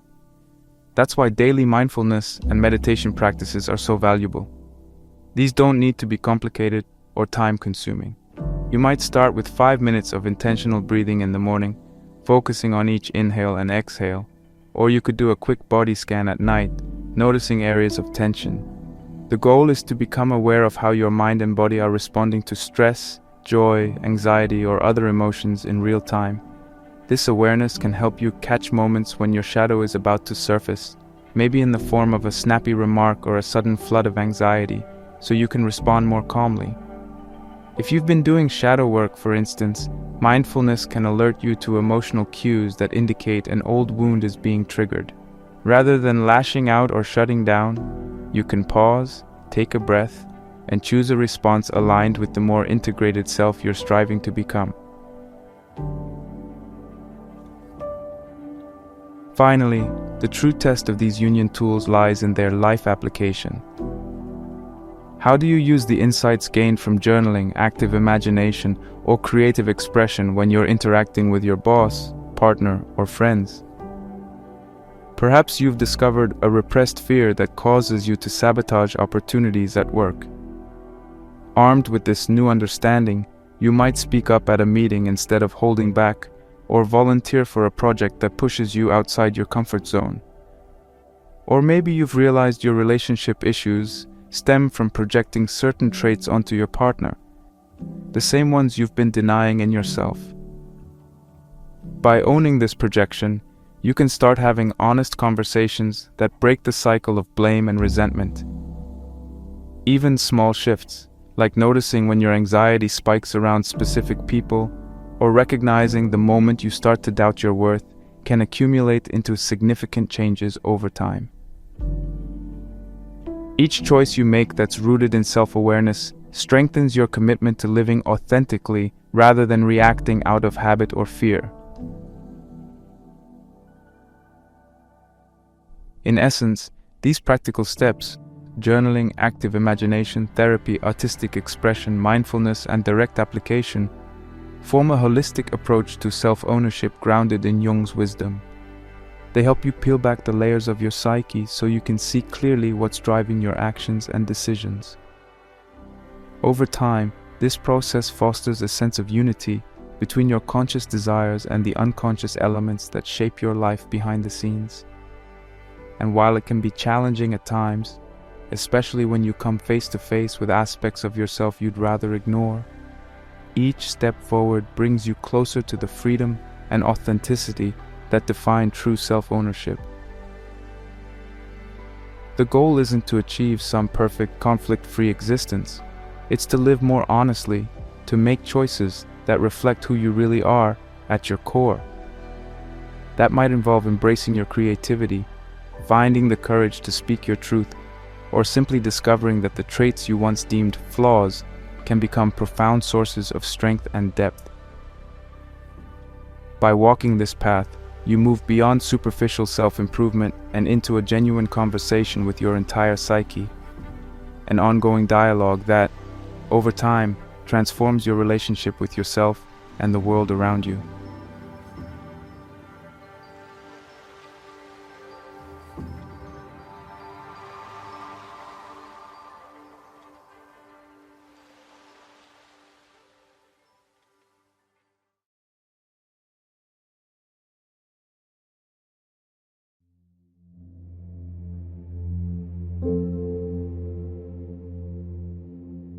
As we bring this journey to a close, let's briefly look back at the concepts we've covered and how they all connect to the theme of owning yourself. We began by discussing the persona, the face we present to the world in social situations. By becoming aware of how much we adapt to fit external expectations, we can begin to see where our true self might be getting overshadowed. Next, we explored the shadow, the parts of our personality that we hide or deny, often because they don't align with what we believe is acceptable. Recognizing these hidden traits can be a powerful step towards self-acceptance and authenticity. From there, we moved on to the anima and animus, reminding us that each of us carries both masculine and feminine energies that can enrich our emotional, creative, and psychological life when balanced. Then came the collective unconscious, where universal symbols and archetypes like the hero and the mother reside. These patterns connect us to something greater than our individual stories, influencing our choices and guiding the dreams we experience at night. Finally, we looked at the transformative process of individuation, in which we strive to integrate all these aspects of our psyche, conscious and unconscious, light and dark, into a more unified self. Along the way, we touched on the importance of dream work, which can serve as a direct line to our inner world, offering clues about what remains unaddressed in our conscious life. None of these concepts will automatically transform your life without consistent practice and introspection. As you begin noticing your persona in daily interactions or journaling about your shadow triggers, you'll start to see patterns you might not have caught before. It's through these little aha moments, like recognizing a repeated theme in your dreams or realizing you've been projecting certain traits onto someone else, that real growth takes root. The path to self-ownership isn't a quick fix. It's a winding road that requires patience, courage, and willingness to face discomfort. Yet every step you take can be deeply rewarding because it brings you closer to a state of wholeness, where you're living from a place of genuine self-knowledge rather than societal scripts or hidden fears. It's also important to acknowledge that this work can feel overwhelming at times, especially if you're confronting old traumas, painful emotions, or core beliefs you never thought to question. If you find yourself in a place where it feels like too much to handle on your own, don't hesitate to seek professional help. A Jungian analyst, a depth psychologist, or even a well-trained therapist who's open to exploring unconscious content can be an invaluable ally. Group workshops or retreats focusing on archetypal exploration can also provide a supportive community where you learn from others walking a similar path. Remember that needing help doesn't mean you're weak. It signifies that you're serious about your growth and willing to invest in the processes that lead to real transformation. If you're feeling motivated to delve deeper, there are several immediate ways to continue this exploration. You might start by keeping a dream journal so you can map out recurring symbols or emotional themes. You could also begin or resume therapy, whether one-on-one or in a group setting, especially if you suspect certain shadow aspects are causing ongoing conflict in your relationships or work life.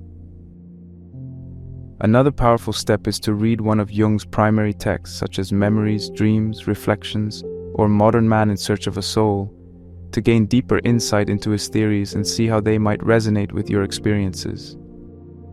If reading Jung directly feels daunting, there are plenty of introductions, commentaries, and guided journals designed to make his ideas more accessible. I want to leave you with one of Jung's most famous quotes: "Who looks outside, dreams. Who looks inside, awakes." This line encapsulates the spirit of everything we've discussed.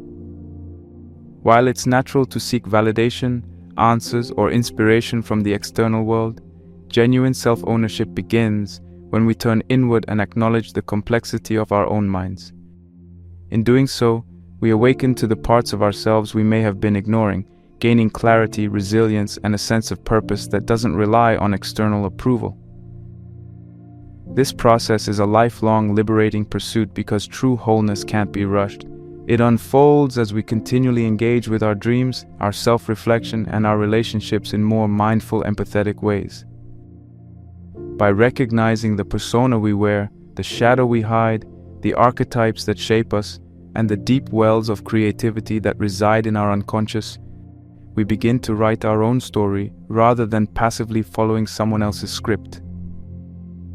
May this exploration inspire you to look deeper, question more boldly, and discover the transformative power of truly owning yourself.